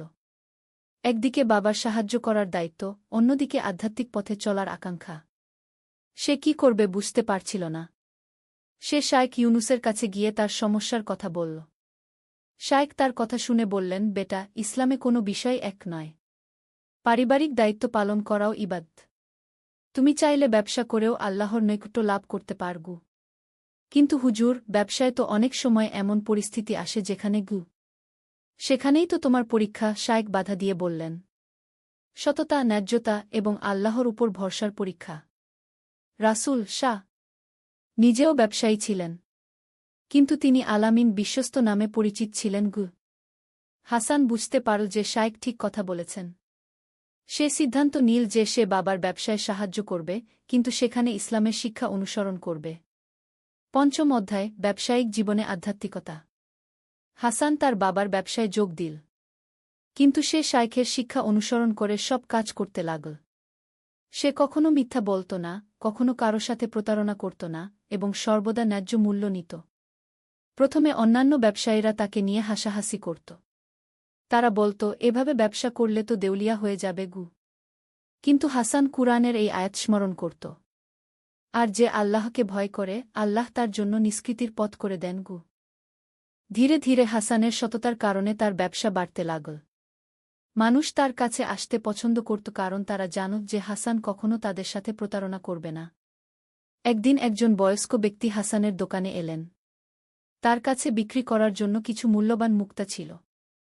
লোকটি মুক্তাগুলোর সঠিক দাম জানত না এবং খুব কম দামে বিক্রি করতে চাইছিল। হাসান বুঝতে পারল যে মুক্তাগুলো অনেক বেশি দামের। সে চাইলে কম দামে কিনে নিয়ে অনেক লাভ করতে পারত, কিন্তু সে তা করল না। চাচা, হাসান বলল, আপনার মুক্তাগুলো অনেক দামি। এগুলোর সঠিক দাম এই কি? এবং সে সঠিক দাম বলল। বয়স্ক ব্যক্তি অবাক হয়ে বললেন, বেটা, তুমি আমাকে সঠিক দাম বলে দিলে কেন? তুমি তো কম দামে কিনতে পারতে। হাসান উত্তর দিল, চাচা, আমি মুসলমান। আমার ধর্ম আমাকে ন্যায্যতার শিক্ষা দিয়েছে। এই ঘটনা বাজারে ছড়িয়ে পড়ল এবং হাসানের সুনাম আরও বৃদ্ধি পেল। ষষ্ঠ অধ্যায়, দাতব্য কাজ এবং সমাজসেবা। ব্যবসায় সফল হওয়ার সাথে সাথে হাসান দাতব্য কাজেও মনোযোগ দিতে লাগল। সে কুরআনের এই আয়াতটি সর্বদা মনে রাখত। তোমরা কল্যাণ লাভ করতে পারবে না যতক্ষণ না তোমরা তা খরচ কর যা তোমরা ভালোবাসো। সূরা আলে ইমরান ৯:২। হাসান নিয়মিত গরিবদের মধ্যে অর্থ বিতরণ করত।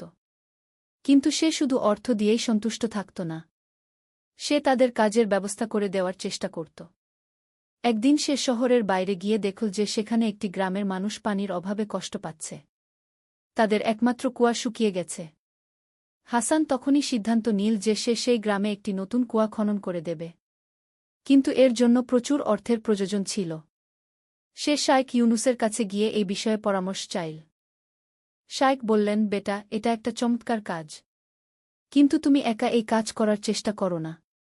অন্যদেরকেও এই নেক কাজে অংশগ্রহণের সুযোগ দাও। হাসান শায়খের পরামর্শ অনুসরণ করে বাজারের অন্যান্য ব্যবসায়ীদের কাছে গেল। সে তাদের গ্রামের সমস্যার কথা বলল এবং কুয়া খননের জন্য সকলের সহায়তা চাইল। প্রথমে অনেকে দ্বিধা প্রকাশ করল, কিন্তু হাসানের সততা এবং তার আন্তরিকতা দেখে ধীরে ধীরে সবাই এগিয়ে এল। কয়েক মাসের মধ্যে যথেষ্ট অর্থ সংগৃহীত হল এবং গ্রামে একটি গভীর কুয়া খনন করা হল। গ্রামের মানুষ যখন পানি পেল, তাদের খুশিতে হাসানের চোখে পানি এসে গেল। সেই রাতে হাসান শায়খের কাছে গিয়ে বলল, হুজুর, আজ আমি এমন এক খুশি অনুভব করেছি যা আগে কখনো পাইনি। শায়খ হেসে বললেন, এটাই হল আল্লাহর নৈকট্যের স্বাদ, বেটা। যখন তুমি অন্যের কল্যাণে কাজ কর, তখন আল্লাহ তোমার হৃদয়কে প্রশান্তি দিয়ে ভরিয়ে দেন। সপ্তম অধ্যায়, বিপদের সময় ধৈর্য।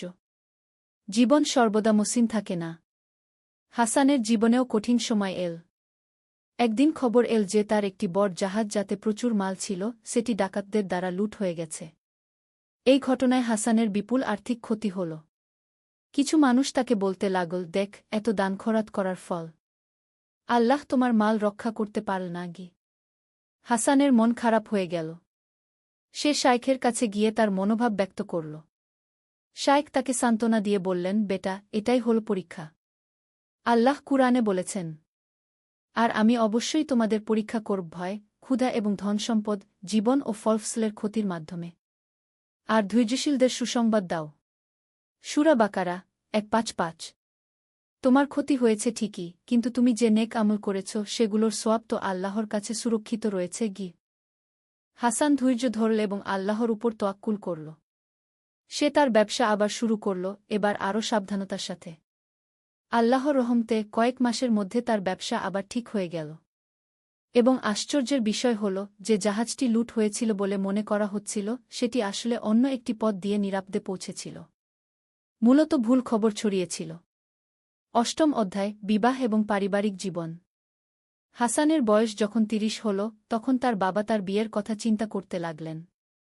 আব্দুল করিম একদিন হাসানকে বললেন, বেটা, এখন তোমার বিয়ের সময় হয়েছে। আমি একটি ভালো মেয়ে দেখেছি। হাসান তার বাবার কথায় সায় দিল, কিন্তু সে চাইছিল যে তার স্ত্রী শুধু সুন্দর নয়, বরং দিনদার এবং চরিত্রবান হোক। শাইখ ইউনুস হাসানকে পরামর্শ দিলেন, বেটা, বিয়ের ক্ষেত্রে রাসূল এর হাদিস মনে রেখো, মহিলাকে ৪টি কারণে বিয়ে করা হয়: ধনসম্পদের জন্য, বংশের জন্য, সৌন্দর্যের জন্য এবং দিনদারিত্বের জন্য। তুমি দিনদার মহিলাকে বিয়ে কর, তাহলে তোমার হাত ধন্য হবে। হাসানের বাবা যে মেয়েটির কথা বলেছিলেন তার নাম ছিল আয়েশা। তার বাবা হাফেজ আহমদ একজন আলেম ছিলেন। আয়েশা নিজেও কুরআন হিফজ করেছিল এবং ইসলামী শিক্ষায় শিক্ষিত ছিল। দুই পরিবারের মধ্যে কথাবার্তা হল এবং সবার সম্মতিতে হাসান এবং আয়েশার বিয়ে ঠিক হল। বিয়ের অনুষ্ঠান খুবই সাদাসিধে এবং ইসলামী নীতি অনুসারে সম্পন্ন হল। বিয়ের পর হাসান আবিষ্কার করল যে আয়েশা সত্যিকারের একজন নেককার মহিলা। সে নিয়মিত নামাজ পড়ত, কুরআন তিলাওয়াত করত এবং দাতব্য কাজে অংশগ্রহণ করত। নবম অধ্যায়, সন্তান এবং পরবর্তী প্রজন্ম। বিয়ের ২ বছর পর হাসান এবং আয়েশার একটি পুত্র সন্তান জন্মগ্রহণ করল।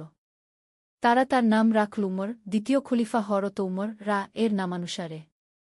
শিশু উমরের জন্ম হাসানের জীবনে নতুন দায়িত্বের সংযোজন করল। সে এখন শুধু নিজের এবং স্ত্রীর জন্যই নয়, বরং তার সন্তানের ভবিষ্যতের জন্যও চিন্তা করতে লাগল। একদিন হাসান শাইখ ইউনুসের কাছে গিয়ে বলল, হুজুর, আমি চাই আমার সন্তান একজন ভালো মুসলমান হয়ে বড় হোক। কিন্তু আমি জানি না কিভাবে তাকে সঠিক শিক্ষা দেবগু। শাইখ উত্তর দিলেন, বেটা, সন্তানের শিক্ষার সবচেয়ে বড় মাধ্যম হল বাবা মায়ের আচরণ। তুমি যেভাবে চলো তোমার সন্তান সেই পথেই চলবে। তুমি যদি নামাজি হও সে নামাজি হবে। তুমি যদি সৎ হও সে সৎ হবে গু। হাসান এই কথায় উৎসাহিত হয়ে আরও বেশি দিনী কাজে মনোযোগ দিতে লাগল। সে এবং আয়েশা দুজনেই মিলে একটি ইসলামী পরিবেশ তৈরি করার চেষ্টা করতে লাগল। উমর যখন একটু বড় হল, হাসান তাকে কুরআনের আয়াত শেখাতে শুরু করল। প্রতিদিন সকালে তারা একসাথে কুরআন তিলাওয়াত করত। দশম অধ্যায়, হজ্জের সফর। হাসানের বয়স যখন ৩৫ হল তখন সে এবং আয়েশা সিদ্ধান্ত নিল যে তারা হজ্জে যাবে। তাদের আর্থিক অবস্থা তখন ভালো ছিল এবং সন্তান উমরও একটু বড় হয়েছিল। হজ্জের প্রস্তুতির জন্য হাসান অনেক দিন ধরে পরিকল্পনা করল। সে শাইখ ইউনুসের কাছে হজ্জের আদবকায়দা এবং তাৎপর্য সম্পর্কে জানতে চাইল। শাইখ বললেন, বেটা, হজ্জ শুধু একটি ধর্মীয় অনুষ্ঠান নয়। এটি আত্মার পরিশুদ্ধির একটি মাধ্যম। যখন তুমি কাবা শরীফ দেখবে তখন মনে হবে যেন তুমি আল্লাহর ঘরে এসেছ। সেই অনুভূতি তোমার সারা জীবনের জন্য হৃদয়ে থেকে যাবে গু।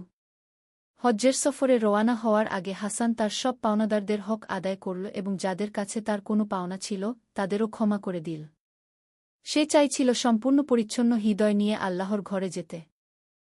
মক্কা শরীফে পৌঁছানোর পর যখন হাসান প্রথমবার কাবা শরীফ দেখল, তার চোখ দিয়ে অঝোর ধারায় অশ্রু বইতে লাগল। সে মনে মনে বলল, ইয়া আল্লাহ, আমি তোমার নাচিস বান্দা। তুমি আমাকে তোমার ঘরে ডেকে নিয়েছ। আমার সব গুনাহ মাফ করে দাও। হজ্জের প্রতিটি অনুষ্ঠানে হাসান গভীর মনোযোগ এবং একাগ্রতার সাথে অংশগ্রহণ করল। আরাফার ময়দানে দাঁড়িয়ে সে দোয়া করল তার পরিবার, তার শাইখ এবং সমস্ত মুসলিম উম্মাহর জন্য। হজ্জ শেষে যখন হাসান বাগদাদে ফিরে এল তার মুখে ছিল এক আলাদা নূর। সে আগের চেয়ে আরও বেশি বিনয়ী এবং আল্লাহমুখী হয়ে গিয়েছিল। একাদশ অধ্যায় সমাজ সংস্কার। হজ্জ থেকে ফিরে এসে হাসান তার চারপাশের সমাজের দিকে আরও বেশি মনোযোগ দিতে লাগল। সে দেখতে পেল যে অনেক মানুষ ধর্ম সম্পর্কে সঠিক জ্ঞান রাখে না এবং কুসংস্কারে লিপ্ত। একদিন হাসান শাইখ ইউনুসের কাছে গিয়ে বলল, হুজুর, আমার মনে হচ্ছে আমাদের সমাজে দ্বীনি শিক্ষার অভাব রয়েছে। মানুষ ইসলামের নামে অনেক ভুল কাজ করছে। শাইখ সম্মত হয়ে বললেন, তুমি ঠিক বলেছ, কিন্তু এর সমাধান কি? হাসান বলল, আমি চিন্তা করেছি যে আমরা একটি মাদ্রাসা প্রতিষ্ঠা করতে পারি যেখানে শিশুরা সঠিক ইসলামী শিক্ষা পাবে। শাইখ এই প্রস্তাবে খুশি হলেন।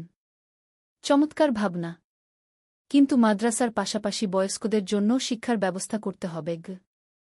হাসান এবং তার কয়েকজন বন্ধু মিলে একটি মাদ্রাসা প্রতিষ্ঠা করল। সেখানে শুধু ধর্মীয় শিক্ষা নয়, বরং সাধারণ শিক্ষাও দেওয়া হতো। তারা চেয়েছিল যে ছাত্ররা ধার্মিক হওয়ার পাশাপাশি জ্ঞানী এবং দক্ষ হয়ে উঠুক। প্রতি শুক্রবার জুমার নামাজের পর হাসান মসজিদে একটি আলোচনা সভার আয়োজন করত।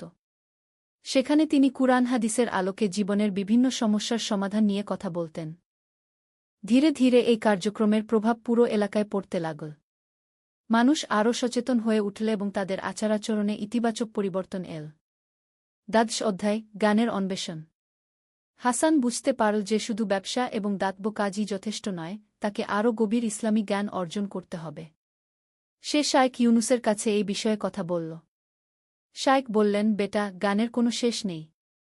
রাসূল শাহ বলেছেন, দোলনা থেকে কবর পর্যন্ত জ্ঞান অন্বেষণ কর। তুমি যদি সত্যিই জ্ঞান অর্জন করতে চাও, তাহলে তোমাকে অন্য আলেমদের কাছেও যেতে হবে। হাসান তখন বাগদাদের বিভিন্ন বিখ্যাত আলেমদের কাছে যেতে শুরু করল। সে তাফসির, হাদিস, ফিকহ এবং আকীদা বিষয়ে গভীর অধ্যয়ন করতে লাগল। একদিন হাসান ইমাম গাজ্জালী এর বিখ্যাত বই ইহিজাউ উলুমিদ্দিন পড়ছিল। এই বইয়ে আধ্যাত্মিকতা এবং আত্মশুদ্ধির বিষয়ে বিস্তারিত আলোচনা ছিল। বইটি পড়তে পড়তে হাসান বুঝতে পারল যে সে এখনও আধ্যাত্মিকতার প্রাথমিক পর্যায়ে রয়েছে। তার আরও অনেক পথ পাড়ি দিতে হবে। সে শাইখের কাছে গিয়ে বলল, হুজুর, আমি ইমাম গাজ্জালীর বই পড়ে বুঝতে পারলাম যে আমি এখনও অনেক পিছিয়ে আছি। শাইখ হেসে বললেন, এটাই হলো আসল জ্ঞানের লক্ষণ, বেটা। যত বেশি তুমি জানবে তত বেশি বুঝবে যে তুমি কত কম জান। এই বোধ তোমাকে আরও বিনয়ী এবং আল্লাহর কাছে আরও নিবেদিতপ্রাণ করে তুলবে। ত্রয়োদশ অধ্যায় পরীক্ষা এবং বিপদ। জীবনে যখন সবকিছু ভালো চলছিল তখনই হাসানের জীবনে আরেকটি বড় পরীক্ষা এল। তার প্রিয় শাইখ ইউনুস গুরুতর অসুস্থ হয়ে পড়লেন। হাসান প্রতিদিন শাইখের সেবা করতে যেত। একদিন শাইখ তাকে কাছে ডেকে বললেন, বেটা, আমার সময় শেষ হয়ে আসছে। আমি তোমাকে কিছু কথা বলে যেতে চাই। হাসানের চোখে পানি এসে গেল। হুজুর, এসব কথা বলবেন না। আল্লাহ আপনাকে সুস্থ করে দেবেন। বেটা, শাইখ দুর্বল গলায় বললেন, মৃত্যু সবার জন্যই নির্ধারিত। কিন্তু মৃত্যুর পর কি থাকে সেটাই আসল। তুমি যে পথে চলেছ সেই পথেই চলতে থাকবে। মানুষের সেবা করবে, দ্বীনের প্রচার করবে এবং সর্বদা আল্লাহকে ভয় করে চলবে। কয়েকদিন পর শাইখ ইউনুস ইন্তেকাল করলেন। তার জানাজায় হাজার হাজার মানুষ অংশগ্রহণ করল। হাসান বুঝতে পারল যে তিনি কত বড় একজন মানুষ ছিলেন। শাইখের মৃত্যুর পর হাসান খুব দুঃখিত হয়ে পড়ল। সে অনুভব করল যেন তার জীবনের একটি অংশ চলে গেছে। চতুর্দশ অধ্যায় নেতৃত্বের দায়িত্ব। শাইখ ইউনুসের মৃত্যুর পর এলাকার মানুষ হাসানের কাছে আসতে শুরু করল। তারা তাদের বিভিন্ন সমস্যার সমাধান চাইত এবং দ্বীনি বিষয়ে পরামর্শ নিত। হাসান প্রথমে এই দায়িত্ব নিতে দ্বিধা করল, কিন্তু পরে সে বুঝল যে এটা আল্লাহর পক্ষ থেকে তার উপর অর্পিত একটি দায়িত্ব। সে শাইখের খানকা নিজের তত্ত্বাবধানে নিল এবং সেখানে দ্বীনি শিক্ষা এবং আধ্যাত্মিক সাধনার কার্যক্রম চালু রাখল। হাসান দেখল যে সমাজে অনেক সমস্যা রয়েছে: দরিদ্রতা, অশিক্ষা, কুসংস্কার এবং নৈতিক অবক্ষয়। সে এগুলোর সমাধানের জন্য একটি সামগ্রিক পরিকল্পনা করল। প্রথমে সে গরিব পরিবারের শিশুদের জন্য বিনামূল্যে শিক্ষার ব্যবস্থা করল। দ্বিতীয়ত, প্রাপ্তবয়স্কদের জন্য বিভিন্ন দক্ষতা উন্নয়নের কোর্স চালু করল। তৃতীয়ত, স্বাস্থ্যসেবার জন্য একটি চিকিৎসা কেন্দ্র প্রতিষ্ঠা করল। পঞ্চদশ অধ্যায় পরিবারের সাথে সময়। এত ব্যস্ততার মধ্যেও হাসান তার পরিবারের জন্য সময় বের করত। তার ছেলে উমর তখন 10 বছরের হয়েছিল এবং সে একজন মেধাবী এবং ধার্মিক শিশু হিসেবে বেড়ে উঠছিল। হাসান প্রতিদিন সন্ধ্যায় উমরের সাথে বসে কুরআন হাদিসের আলোচনা করত। সে চাইত উমর শুধু বই পড়ে জ্ঞান অর্জন না করে বরং বাস্তব জীবনে তা প্রয়োগ করতে শিখুক। একদিন উমর তার বাবাকে প্রশ্ন করল, আব্বু, আপনি এত কাজ করেন কেন? আমাদের তো অনেক টাকা আছে। আপনি চাইলে আরাম করে থাকতে পারতেন গে। হাসান তার ছেলের দিকে তাকিয়ে বলল, বেটা, আল্লাহ আমাদের যে সামর্থ্য দিয়েছেন তা শুধু আমাদের ভোগের জন্য নয়। এটা একটা আমানত। আমাদের দায়িত্ব হল এই আমানত সঠিকভাবে ব্যবহার করা। কিন্তু আব্বু, অন্যরা কেন এভাবে কাজ করে না? সবার সামর্থ্য এক নয় বেটা। যার যত সামর্থ্য সে ততটা দায়িত্ব পালন করবে। আর মনে রেখো, যত বেশি দেওয়া হয়েছে তত বেশি জবাবদিহি করতে হবে। উমর তার বাবার কথায় অনুপ্রাণিত হল এবং সেও তার সাধ্যমতো সামাজিক কাজে অংশ নিতে শুরু করল। ষোড়শ অধ্যায়, আন্তর্জাতিক যোগাযোগ। হাসানের কাজের খবর বাগদাদের বাইরেও ছড়িয়ে পড়ল। বিভিন্ন শহর থেকে আলেম এবং সমাজসেবীরা তার সাথে দেখা করতে আসতে লাগল। একদিন দামেস্ক থেকে একজন বিখ্যাত আলেম হাসানের কাছে এলেন। তার নাম ছিল শাইখ আব্দুর রহমান। তিনি হাসানের কাজ দেখে খুবই প্রভাবিত হলেন। ভাই হাসান, তিনি বললেন, আল্লাহ তোমাকে অনেক তৌফিক দিয়েছেন। কিন্তু আমি মনে করি তোমার এই কাজ শুধু বাগদাদেই সীমাবদ্ধ রাখা উচিত নয়। এটা আরও বিস্তৃত করা দরকার। হাসান আগ্রহের সাথে জিজ্ঞেস করল, কিভাবে? আমরা একটি নেটওয়ার্ক তৈরি করতে পারি, শাইখ আব্দুর রহমান বললেন। বিভিন্ন শহরের আলেম এবং সমাজসেবীদের মধ্যে যোগাযোগ রক্ষা করে আমরা আরও বড় পরিসরে কাজ করতে পারি। এই ধারণা হাসানের খুব ভালো লাগল। তারা একসাথে মিলে একটি পরিকল্পনা তৈরি করল। পরবর্তী কয়েক বছরে এই নেটওয়ার্ক অনেক বিস্তৃত হল। বিভিন্ন শহরে শিক্ষা প্রতিষ্ঠান, স্বাস্থ্যসেবা কেন্দ্র এবং দাতব্য প্রতিষ্ঠান গড়ে উঠল। সপ্তদশ অধ্যায়, জীবনের শেষ পর্যায়ে। হাসানের বয়স যখন 50 পেরিয়ে গেল, তখন সে আরও বেশি আত্মসমালোচনা এবং আখিরাতের চিন্তা করতে লাগল। সে প্রতিদিন বেশি বেশি ইবাদত করত এবং আল্লাহর কাছে তাওবা করত। একদিন সে তার ছেলে উমরকে, যে তখন 25 বছরের যুবক হয়েছিল, ডেকে বলল, বেটা, এখন তুমি আমার কাজের দায়িত্ব নিতে পার। আমি চাই তুমি যোগ্যতার সাথে এই দায়িত্ব পালন করব। উমর বলল, আব্বু, আমি এখনও তৈরি নই। আমার আরও শেখার দরকার। তোমার যথেষ্ট প্রস্তুতি হয়েছে, হাসান বলল। এবং মনে রেখো, কাজ করতে করতেই শেখা হয়। তবে সব সময় নিয়ত পরিশুদ্ধ রাখবে এবং আল্লাহর সাহায্য চাইবে। হাসান ধীরে ধীরে তার কাজকর্মের দায়িত্ব উমর এবং অন্যান্য যোগ্য ব্যক্তিদের হাতে ছেড়ে দিতে লাগল। সে নিজে বেশি সময় ইবাদত এবং আধ্যাত্মিক সাধনায় কাটাতে লাগল। অষ্টাদশ অধ্যায়, জীবনের উপসংহার। হাসানের বয়স যখন 55 হল, তখন একদিন রাতে সে একটি স্বপ্ন দেখল। স্বপনে সে দেখল যে তার প্রিয় শাইখ ইউনুস তার কাছে এসে বলছেন, বেটা, তুমি তোমার কাজ সম্পন্ন করেছ। এখন আল্লাহর সাক্ষাতের জন্য প্রস্তুত হও। স্বপ্ন থেকে জেগে উঠে হাসান বুঝল যে তার সময় শেষ হয়ে আসছে। সে তার সব কাজকর্ম গুছিয়ে নিল এবং পরিবার ও বন্ধুদের কাছে বিদায় নিল। কয়েক মাস পর হাসান অসুস্থ হয়ে পড়ল। কিন্তু তার চেহারায় ছিল গভীর প্রশান্তি। সে জানত যে সে তার জীবন আল্লাহর সন্তুষ্টির জন্য কাটিয়েছে। মৃত্যুর কয়েকদিন আগে হাসান তার ছেলে উমরকে কাছে ডেকে বলল, বেটা, আমি তোমাকে আল্লাহর রহমতের অসীম সাগর। প্রথম অধ্যায়, হারিয়ে যাওয়া আলো। বাগদাদের এক প্রান্তে তিগ্রিস নদীর তীরে একটি ছোট্ট গ্রাম ছিল। গ্রামের নাম ছিল নুরানপুর, আলোর শহর। কিন্তু বিধিবাম, সেই আলোর শহরেই বাস করত এক যুবক, যার অন্তরে কোনো আলো ছিল না। তার নাম ছিল হারিস ইবনে উমর। হারিস ছিল একজন দক্ষ কারিগর। তার হাতের কাজ দেখে মানুষ মুগ্ধ হয়ে যেত। কিন্তু তার হৃদয় ছিল পাথরের মতো কঠিন। সে আল্লাহকে বিশ্বাস করত না। নামাজ, রোজা, হজ এসব তার কাছে অর্থহীন মনে হতো। সে মনে করত মানুষের ভাগ্য তার নিজের হাতেই নির্ধারিত হয়, আল্লাহ নামে কোনো শক্তির প্রয়োজন নেই। হারিসের বাবা আবু বকর ছিলেন একজন নেককার মুসলিম। তিনি দিনরাত তার ছেলের হেদায়েতের জন্য দোয়া করতেন। মা ফাতিমাও রাত জেগে কান্নাকাটি করতেন। কিন্তু হারিসের মন যেন পাথরের চেয়েও শক্ত হয়ে গিয়েছিল। একদিন সকালে হারিস তার কর্মশালায় বসে একটি সুন্দর কাঠের সিন্দুক তৈরি করছিল। তার কাজের নিপুণতা দেখে সবাই মুগ্ধ হয়ে যেত। ঠিক সেই মুহূর্তে তার কর্মশালায় এলেন শেখ আহমদ, গ্রামের প্রধান ইমাম। তিনি ছিলেন অত্যন্ত জ্ঞানী এবং ধার্মিক একজন মানুষ। আসসালামু আলাইকুম, হারিস, কি শেখ আহমদ সালাম দিলেন। হারিস মাথা তুলে তাকাল, কিন্তু সালামের জবাব দিল না।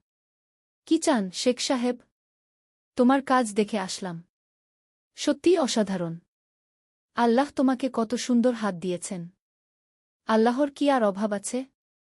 এসব আমার নিজের মেধা আর পরিশ্রমের ফল, হারিস ঠান্ডা গলায় বলল। শেখ আহমদ দীর্ঘশ্বাস ফেললেন।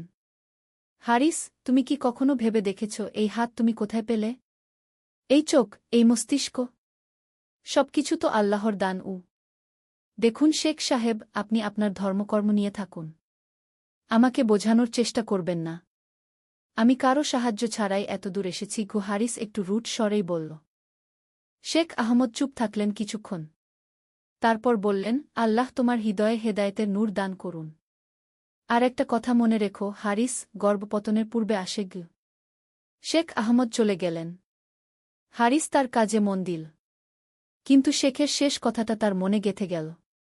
দুপুরের পর হারিস বাজারে গেল কিছু কাঠ কিনতে। পথে সে দেখল এক বৃদ্ধ ভিক্ষুক ক্ষুধায় কাতর হয়ে পড়ে আছে। লোকজন তাকে এড়িয়ে চলেছে। খোদার নামে একটু খাবার দিন বাবা। 3 দিন কিছু খায়নি। বৃদ্ধ কাকুতি মিনতি করছিল। হারিস তাডাল। তার পকেটে কিছু দিরহাম ছিল।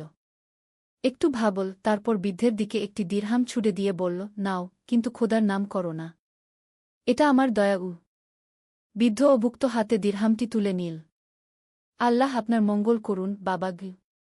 বললাম না খোদার নাম করতে? হারিস বিরক্ত হয়ে বলল। বৃদ্ধ চুপ হয়ে গেল। তার চোখে কষ্টের ছায়া পড়ল। হারিস বাজার থেকে কাঠ কিনে বাড়ি ফিরল। সন্ধ্যায় মা খাবার ডাকল। খাবার টেবিলে বসে বাবা বললেন, হারিস, আজ শেখ আহমদ তোমার কথা বলছিলেন। কি বলেছেন? হারিস প্রশ্ন করল। বলেছেন তুমি খুবই মেধাবী ছেলে, কিন্তু ঈমানের অভাবে তুমি পথভ্রষ্ট হয়ে গেছ। তিনি বলেছেন তোমার জন্য তিনি বিশেষ দোয়া করেন। হারিস হাসল। শেখ সাহেবের দোয়ায় কি আর হয়? আমি আমার মতোই ভালো আছি। হারিস, তুমি জানো না দোয়ার কত বড় শক্তি? মা ফাতিমা বললেন। আল্লাহর কাছে কিছুই অসম্ভব নয়। আম্মা, এসব বিশ্বাস করে আপনারা নিজেদের সান্ত্বনা দেন। আসলে কিছুই হয় না। হারিস উঠে গেল খাবার টেবিল থেকে। রাতে শুতে যাওয়ার আগে হারিস জানালা দিয়ে আকাশের দিকে তাকাল। অসংখ্য তারকা আকাশে জ্বলজ্বল করছিল। একটা অদ্ভুত অনুভূতি হল তার। এত সুন্দর এই মহাবিশ্ব কি সত্যিই আপনা আপনি তৈরি হয়েছে? কিন্তু পরক্ষণেই সে মাথা নেড়ে এই চিন্তা ঝেড়ে ফেল। দ্বিতীয় অধ্যায়, প্রথম আঘাত। পরের দিন সকালে হারিস তার কর্মশালায় গিয়ে দেখল রাতে ঝড়ের কারণে তার অর্ধেক কাজ নষ্ট হয়ে গেছে। যে সুন্দর সিন্দুকটি সে তৈরি করছিল সেটি ভেঙে চুরমার হয়ে গেছে। এটা কি হল? হারিস রাগে ফেটে পড়ল। কত পরিশ্রম করে এটা বানিয়েছিলাম। তার সহযোগ করিম বলল, ভাইজান, প্রাকৃতিক দুর্যোগ তো। এতে আমাদের কিছু করার নেই। প্রাকৃতিক দুর্যোগ মানে? এসব তো কুসংস্কার। ঝড় হবে, আমাদের ক্ষতি হবে, এটাই স্বাভাবিক। হারিস বলল, কিন্তু তার গলায় এবার একটু কষ্ট ছিল। সারাদিন সে নতুন করে কাজ শুরু করল, কিন্তু মন বসছিল না। বিকালে এক ক্রেতা এল। তার কাছে একটি বিশেষ ধরনের আলমিরা চেয়েছিল। হারিস দেখাল যে কাজটি নষ্ট হয়ে গেছে। কবে দিতে পারবেন? ক্রেতা জিজ্ঞেস করল। আরও 1 সপ্তাহ লাগবে। হারিস বলল। তাহলে আর দরকার নেই, অন্য কারিগরের কাছে চলে যাব। ক্রেতা চলে গেল। হারিসের মুখ শুকিয়ে গেল। এই অর্ডারটি তার অনেক বড় আয়ের উৎস ছিল। সন্ধ্যায় বাড়ি ফিরে সে মা বাবাকে সব ঘটনা বলল। আল্লাহর মর্জি বাবা। বাবা আবু বকর বললেন, হয়তো এর মধ্যে কোনো কল্যাণ আছে। আবার শুরু। সবকিছুতেই আল্লাহর মর্জি। ঝড় হওয়াটা প্রাকৃতিক ঘটনা, আবার আল্লাহর মর্জি কি? হারিস বিরক্ত হয়ে বলল। হারিস, তুমি জানো না, আল্লাহ কখনো কখনো আমাদের পরীক্ষা করেন। এই যে তোমার ক্ষতি হল, হয়তো এর মাধ্যমে তিনি তোমাকে কোনো বড় শিক্ষা দিতে চান। মা বললেন। হারিস কিছু বলল না, কিন্তু ভেতরে ভেতরে সে একটু চিন্তিত হয়ে পড়ল। রাতে ঘুমের মধ্যে হারিস একটি স্বপ্ন দেখল সে এক বিশাল মরুভূমিতে একা হাঁটছে। চারদিকে কোনো মানুষ নেই। প্রচণ্ড গরম আর তৃষ্ণায় সে কাতর হয়ে উঠেছে। হঠাৎ দূরে একটি ওয়েসিস দেখতে পেল। দৌড়ে গিয়ে দেখে সেখানে পানি নেই, শুধু বালু। ভোরে ঘুম ভেঙে গেল। স্বপ্নটা খুবই বিচিত্র লাগল তার। কেন এমন স্বপ্ন দেখল? পরের কয়েকদিন হারিস কঠোর পরিশ্রম করল। নতুন করে সিন্দুকটি বানাতে শুরু করল। কিন্তু কাজে মন বসছিল না। মাঝে মাঝে মনে হচ্ছিল সব কিছু যেন তার নিয়ন্ত্রণের বাইরে চলে যাচ্ছে। একদিন কাজ করতে করতে হঠাৎ তার হাতে কাঠ কাটার যন্ত্র লেগে গেল। হাতে গভীর জখম হল। রক্তে ভেসে গেল কর্মশালা। আল্লাহ! এটা কি হল? করিম চিৎকার করে উঠল। হারিস তার হাতের দিকে তাকাল। প্রচুর রক্ত পড়ছে। ব্যথায় কাতর হয়ে পড়ল সে। করিম তাড়াতাড়ি একটি কাপড় দিয়ে ক্ষতস্থান বেঁধে দিল। চলুন, হকিম সাহেবের কাছে যেতে হবে গু। হকিম সাহেব ক্ষত দেখে বললেন, বেশ গভীর কেটেছে। কয়েকদিন হাত নাড়াতে পারবে না। কাজকর্ম বন্ধ রাখতে হবে। হারিস নীরব হয়ে গেল। হাত না নড়লে সে কি করবে? কাজ বন্ধ মানে আয় বন্ধ। বাড়ি ফিরে সে বিছানায় শুয়ে রইল। মা খাবার নিয়ে এল। খাও বাবা, আল্লাহ তোমাকে তাড়াতাড়ি ভালো করে দেবেন কি মা বললেন। আম্মা, আপনারা সবসময় আল্লাহর নাম করেন কেন? আমার হাত কেটেছে প্রাকৃতিক কারণে। ওটা ভালো হবেও প্রাকৃতিক নিয়মে, হারিস ক্লান্ত গলায় বলল। মা চুপ থাকলেন। কিন্তু তার চোখে পানি চলে এল। রাতে হারিস আবার সেই মরুভূমির স্বপ্ন দেখল। এবার দেখল সে মরুভূমিতে পড়ে আছে। খুবই অসহায় লাগছে। হঠাৎ দূর থেকে একটি কণ্ঠস্বর ভেসে এল, হে হারিস, তুমি কি এখনো মনে কর তুমি একা পারো? হারিস ঘুম থেকে উঠল। ঘাম দিয়ে ভেসে যাচ্ছে। স্বপ্নটা এত স্পষ্ট মনে হচ্ছিল যেন বাস্তব। তৃতীয় অধ্যায়, ভাঙন। 3 দিন পর হারিসের হাত একটু ভালো হল। সে আবার কর্মশালায় গেল। কিন্তু সেখানে গিয়ে আরেকটি দুঃসংবাদ পেল। তার সবচেয়ে বড় ক্রেতা আলী ইবনে হাসান এসেছিলেন। তিনি বলে গেছেন যে অন্য কারিগরের কাছে অর্ডার দিয়েছেন।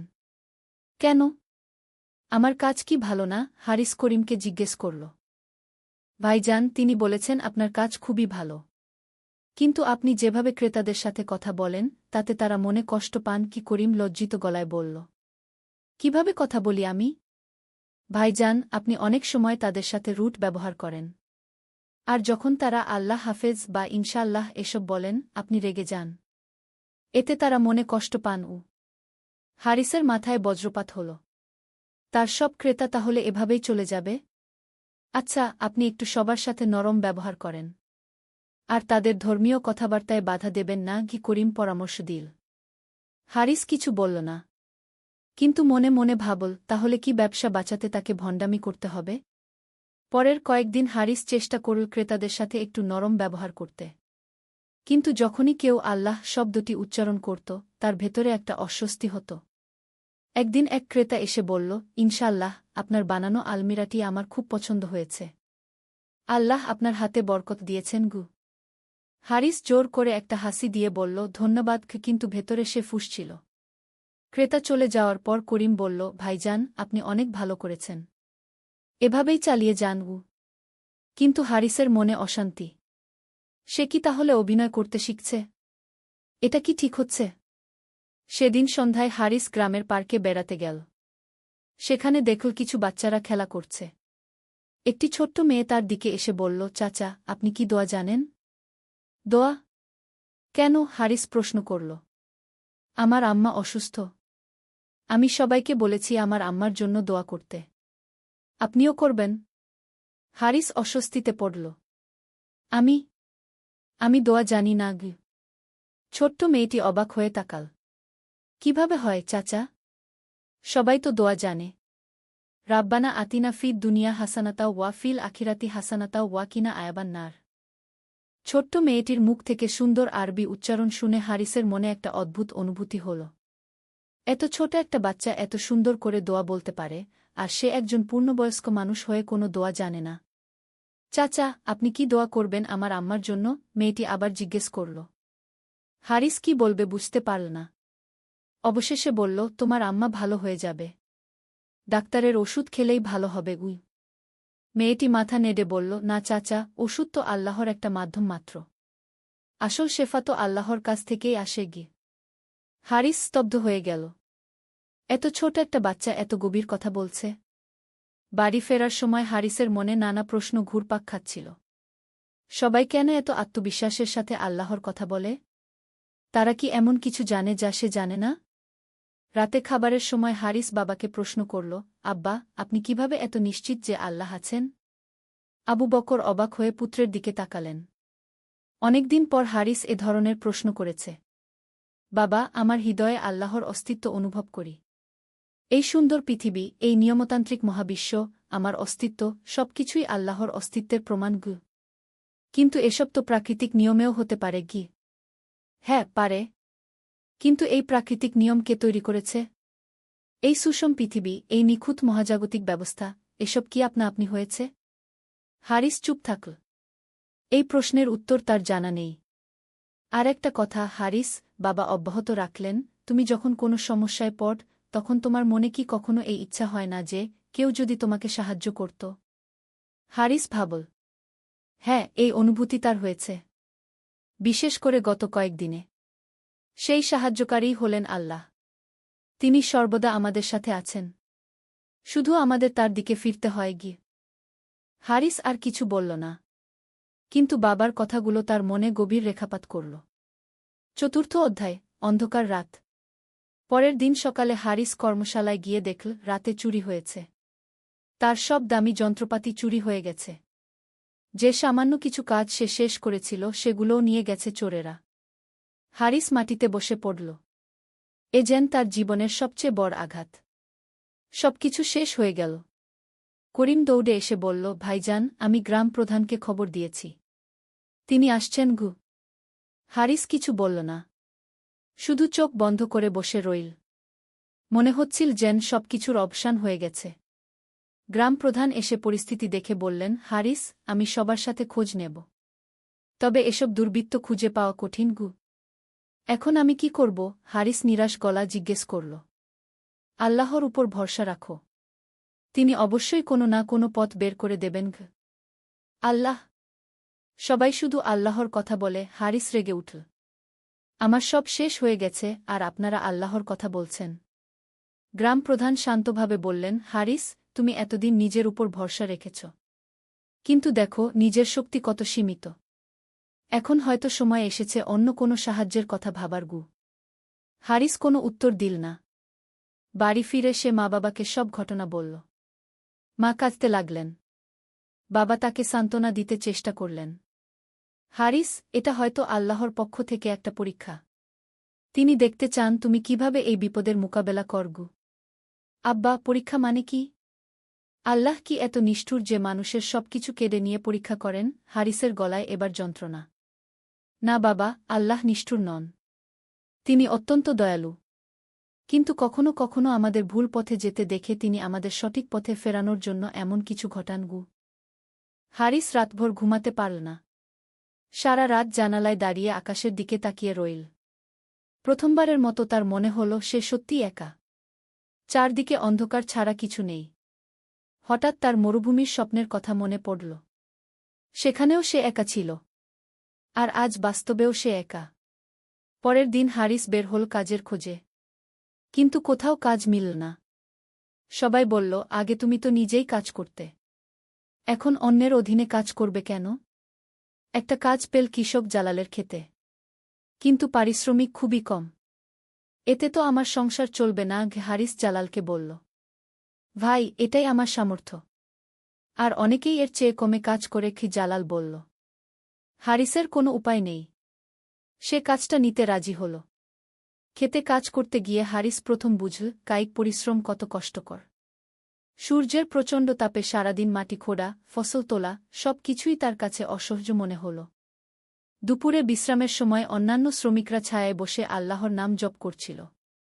কেউ কেউ নামাজ পড়ছিল। হারিস ভাই, আপনিও তো নামাজ পড়েন? ও একজন শ্রমিক বলল। আমি নামাজ পড়ি না। হারিস লজ্জিত গলায় বলল। সবাই অবাক হয়ে তাকাল। কেন ভাই? আপনি তো মুসলিম। আমার আল্লাহর উপর বিশ্বাস নেই। হারিস সোজাসুজি বলে দিল। একটা নীরবতা নেমে এল। তারপর এক বয়স্ক শ্রমিক বলল, ভাই, আমি পড়াশোনা জানি না। কিন্তু একটা কথা জানি, যে আল্লাহকে মানে না সে নিজেকে খুবই বড় ভাবে। আর যে নিজেকে খুব বড় ভাবে, আল্লাহ তাকে ছোট করে দেন। হারিসের মনে শেখ আহমদের কথা মনে পড়ল। গর্ভপতনের পূর্বে আসে গু। সন্ধ্যায় কাজ শেষ করে বাড়ি ফিরল। সারা শরীর ব্যথা। হাত পা কাঁপছে। মা খাবার নিয়ে এসে বললেন, খাও বাবা। তুমি কত কষ্ট করেছ। আম্মা, আমি কি ভুল করেছি? হঠাৎ হারিস মায়ের কাছে প্রশ্ন করল। মা অবাক হলেন। কি বলছো বাবা? আমি বলতে চাইছি, আমার জীবনে এত সমস্যা কেন? আমি কি এমন কোনো অন্যায় করেছি? মা বসে পড়লেন পাশে। হারিস, তুমি মন্দ ছেলে নও। কিন্তু তুমি যে তোমার স্রষ্টাকে অস্বীকার কর, এটা একটা বড় ভুল। যিনি তোমাকে সৃষ্টি করেছেন, তোমাকে এত কিছু দিয়েছেন, তাকে অস্বীকার করা কি ঠিক? হারিস চুপ থাকল। প্রথমবারের মতো তার মনে হল হয়তো সে ভুল পথে ছিল। আম্মা, আমি যদি আল্লাহকে বিশ্বাস করতে চাই, কিন্তু পারি না? যদি আমার মনে সন্দেহ থেকে যায়? মা হেসে বললেন, সন্দেহ থাকা স্বাভাবিক বাবা। কিন্তু সন্দেহ দূর করার চেষ্টা করতে হয়। আল্লাহর কাছে সাহায্য চাইতে হয়। কিভাবে চাইব? দোয়া কর। মনে মনে বল, হে আল্লাহ, আমি তোমাকে বিশ্বাস করতে চাই। আমার হৃদয়ে ঈমানের নূর দাও। হারিস কিছু বলল না। কিন্তু মায়ের কথাগুলো তার মনে গেঁথে গেল। রাতে ঘুমাতে যাওয়ার আগে হারিস দীর্ঘক্ষণ ছাদে দাঁড়িয়ে আকাশের দিকে তাকিয়ে রইল। অগুন্তি তারকা জ্বলজ্বল করছে। চাঁদ উঠেছে আকাশে। কত সুন্দর এই দৃশ্য! প্রথমবারের মতো হারিসের মনে একটা অনুভূতি হল, এই বিশ্বজগৎ কি সত্যিই আপনা আপনি তৈরি হয়েছে? এত নিখুঁত, এত সুন্দর একটা ব্যবস্থা কি কোনো পরিকল্পনাকারী ছাড়া সম্ভব? হঠাৎ তার মনে পড়ল, সে যখন একটা সিন্দুক বানায়, তখন কত পরিকল্পনা করে, কত নিপুণতার সাথে প্রতিটি অংশ তৈরি করে। তাহলে এই বিশাল মহাবিশ্বের কোনো নির্মাতা নেই? এই চিন্তায় মগ্ন থাকতে থাকতে কখন যে ঘুমিয়ে পড়ল, টের পেল না। পঞ্চম অধ্যায়, প্রথম আলো। পরের দিন সকালে হারিস আবার জালালের ক্ষেতে কাজ করতে গেল। আজ তার কাজ ছিল নতুন বীজ বপন করা।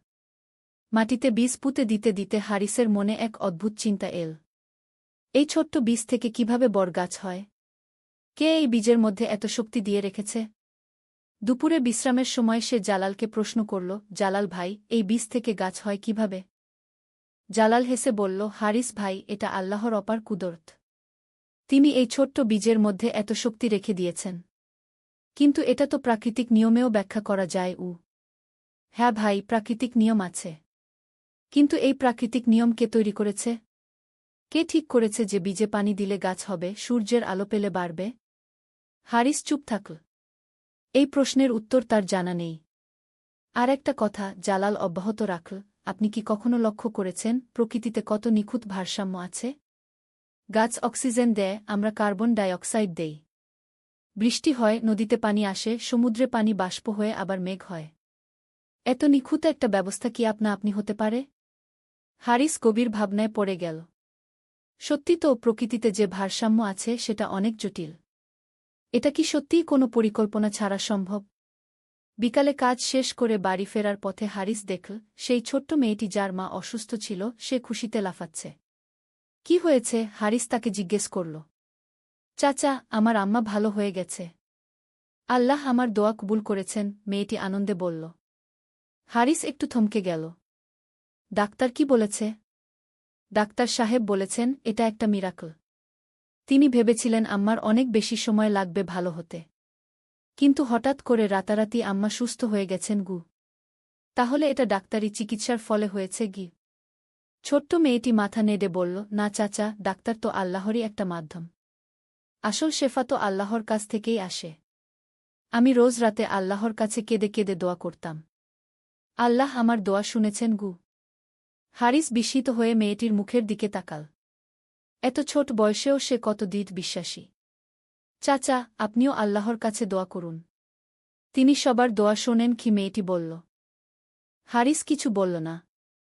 কিন্তু মেয়েটির কথাগুলো তার মনে গভীর রেখাপাত করল। সন্ধ্যায় বাড়ি ফিরে হারিস মা বাবাকে দিনের অভিজ্ঞতার কথা বলল। আব্বা, আমার মনে অনেক প্রশ্ন জেগেছে। আমি কিছু বিষয় বুঝতে পারছি না। কি বুঝতে পারছ না বাবা? বাবা জিজ্ঞেস করলেন। এই যে প্রকৃতিতে এত নিখুঁত ব্যবস্থা, বীজ থেকে গাছ হওয়া, রোগ ভালো হয়ে যাওয়া, এসব কি সত্যিই আপনা আপনি হয়? বাবা মুচকি হেসে বললেন, হারিস, তুমি নিজেই তো একজন কারিগর। তুমি যখন একটা আলমিরা বানাও, সেটা কি আপনা আপনি তৈরি হয়? নাকি তোমার পরিকল্পনা, তোমার দক্ষতা, তোমার পরিশ্রমের ফল? অবশ্যই আমার পরিকল্পনা ও পরিশ্রমের ফল।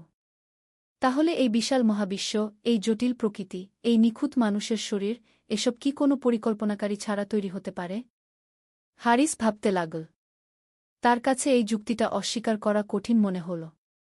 কিন্তু আব্বা, আল্লাহকে তো আমি দেখতে পাই না গিয়ে। তুমি কি বাতাস দেখতে পাও? না, কিন্তু বাতাসের অস্তিত্ব আমি অনুভব করি গিয়ে। ঠিক তেমনি আল্লাহকেও তুমি দেখতে পাবে না, কিন্তু তার কাজ, তার নিদর্শন সর্বত্র ছড়িয়ে আছে। তোমার হৃদয় খুলে রাখলে তার অস্তিত্ব অনুভব করবে গিয়ে। হারিস রাতে অনেকক্ষণ জেগে রইল। বাবার কথাগুলো তার মনে ঘুরপাক খাচ্ছিল। সত্যি তো, সে যখন কোনো কাজ করে সেটা তার পরিকল্পনা ও পরিশ্রমের ফল। তাহলে এই বিশাল সৃষ্টিজগৎ কি কোনো স্রষ্টা ছাড়া সম্ভব? প্রথমবারের মতো হারিসের মনে একটা সম্ভাবনার কথা ভাবল, হয়তো সত্যিই আল্লাহ আছেন। কিন্তু পরক্ষণেই তার মনে প্রশ্ন জাগল, যদি আল্লাহ থাকেন, তাহলে তিনি তার এত ক্ষতি কেন করলেন? ৬ষ্ঠ অধ্যায়, অনুশোচনা শুরু। পরের দিন হারিস আবার জালালের খেতে গেল। আজ তার কাজ ছিল সেচের পানি দেওয়া। কাজ করতে করতে হারিস লক্ষ্য করল, গতকাল যে বীজগুলো বুনেছিল তার কয়েকটিতে ছোট্ট কুঁড়ি বের হয়েছে। মাত্র একদিনেই! এটা কিভাবে সম্ভব, সে মনে মনে ভাবল। জালাল কাছে এসে বলল, হারিস ভাই, দেখেছেন? আল্লাহর কুদরত কত অদ্ভুত! মাত্র একদিনেই বীজের ভেতর থেকে জীবন বের হয়ে এসেছে গিয়ে। কিন্তু এটা তো বৈজ্ঞানিক প্রক্রিয়া। বীজে পানি পেলে এটাই হয় গে। ঠিক বলেছেন। কিন্তু এই বৈজ্ঞানিক প্রক্রিয়াটা কে তৈরি করেছে? বীজের মধ্যে এই জীবনকে দিয়ে রেখেছে? হারিস চুপ থাকল। এই প্রশ্নের উত্তর দেওয়া তার পক্ষে কঠিন। দুপুরের বিশ্রামের সময় হারিস একা বসেছিল। হঠাৎ তার মনে সেই রাতের কথা মনে পড়ল যখন ঝড়ের কারণে তার কাজ নষ্ট হয়েছিল। তখন সে কত রেগেছিল। ভেবেছিল এটা শুধুই প্রাকৃতিক ঘটনা। কিন্তু এখন মনে হচ্ছে হয়তো সেটা একটা সংকেত ছিল তার গর্ব ভাঙানোর জন্য। তারপর মনে পড়ল হাত কেটে যাওয়ার ঘটনা। সেটাও কি কোনো সংকেত ছিল? তারপর চুরির ঘটনা। সবকিছু একসাথে হয়েছে যেন তাকে কিছু বোঝানোর জন্য। হারিসের মনে এক অদ্ভুত অনুভূতি হল। হয়তো এসব ঘটনা কোনো কাকতালীয় বিষয় নয়। বিকালে কাজ শেষ করে বাড়ি ফিরতে ফিরতে হারিস দেখল শেখ আহমদ তার দিকে এগিয়ে আসছেন। আসসালামু আলাইকুম। হারিস কি শেখ আহমদ সালাম দিলেন। এবার হারিস সালামের জবাব দিল। ওয়া আলাইকুমুসসালাম গে। শেখ আহমদ একটু অবাক হলেন। তোমার অবস্থার কথা শুনেছি। কেমন আছো? ভালো নেই শেখ সাহেব। সব শেষ হয়ে গেছে কি? হারিসের গলায় কষ্ট। হারিস, আল্লাহ যাকে ভালোবাসেন তাকে পরীক্ষা করেন। হয়তো তিনি তোমাকে সঠিক পথে আনার জন্য এভাবে পরীক্ষা করছেন গি। শেখ সাহেব, আমি কিছু প্রশ্নের উত্তর খুঁজছি গো। হারিস দ্বিধা করে বলল। শেখ আহমদ থমকে গেলেন। কি প্রশ্ন? আল্লাহ যদি সত্যিই থাকেন তাহলে তিনি আমার এত ক্ষতি কেন করলেন? শেখ আহমদ হেসে বললেন, হারিস, আল্লাহ তোমার ক্ষতি করেননি। তিনি তোমাকে সঠিক পথ দেখাতে চান। কিভাবে? তুমি এতদিন মনে করতে তুমি নিজের শক্তিতেই সবকিছু পারো। আল্লাহর প্রয়োজন নেই। তিনি তোমাকে দেখালেন যে মানুষের শক্তি কত সীমিত। এখন তুমি বুঝতে পারছ যে আল্লাহর সাহায্য ছাড়া মানুষ অসহায়। কিন্তু এত কষ্ট দেওয়ার দরকার ছিল? হারিস, বড় রোগের জন্য কঠিন চিকিৎসার দরকার হয়। তোমার হৃদয়ের রোগ ছিল গর্ব আর অহংকার। সেটা দূর করার জন্য এই কঠিন চিকিৎসার প্রয়োজন ছিল। হারিস চুপ থাকল। শেখের কথাগুলো তার মনে গভীর রেখাপাত করছে। আর একটা কথা, শেখ আহমদ চালিয়ে গেলেন, তুমি যে বিপদে পড়েছ এটা তোমার জন্য ক্ষতিকর নাও হতে পারে। হয়তো এর মাধ্যমে তুমি আল্লাহর কাছে ফিরে আসবে। আর তাহলে এই পার্থিব ক্ষতির চেয়ে অনেক বেশি লাভ হবে তোমার। শেখ সাহেব, আমি যদি আল্লাহকে বিশ্বাস করতে চাই কিন্তু পারি না?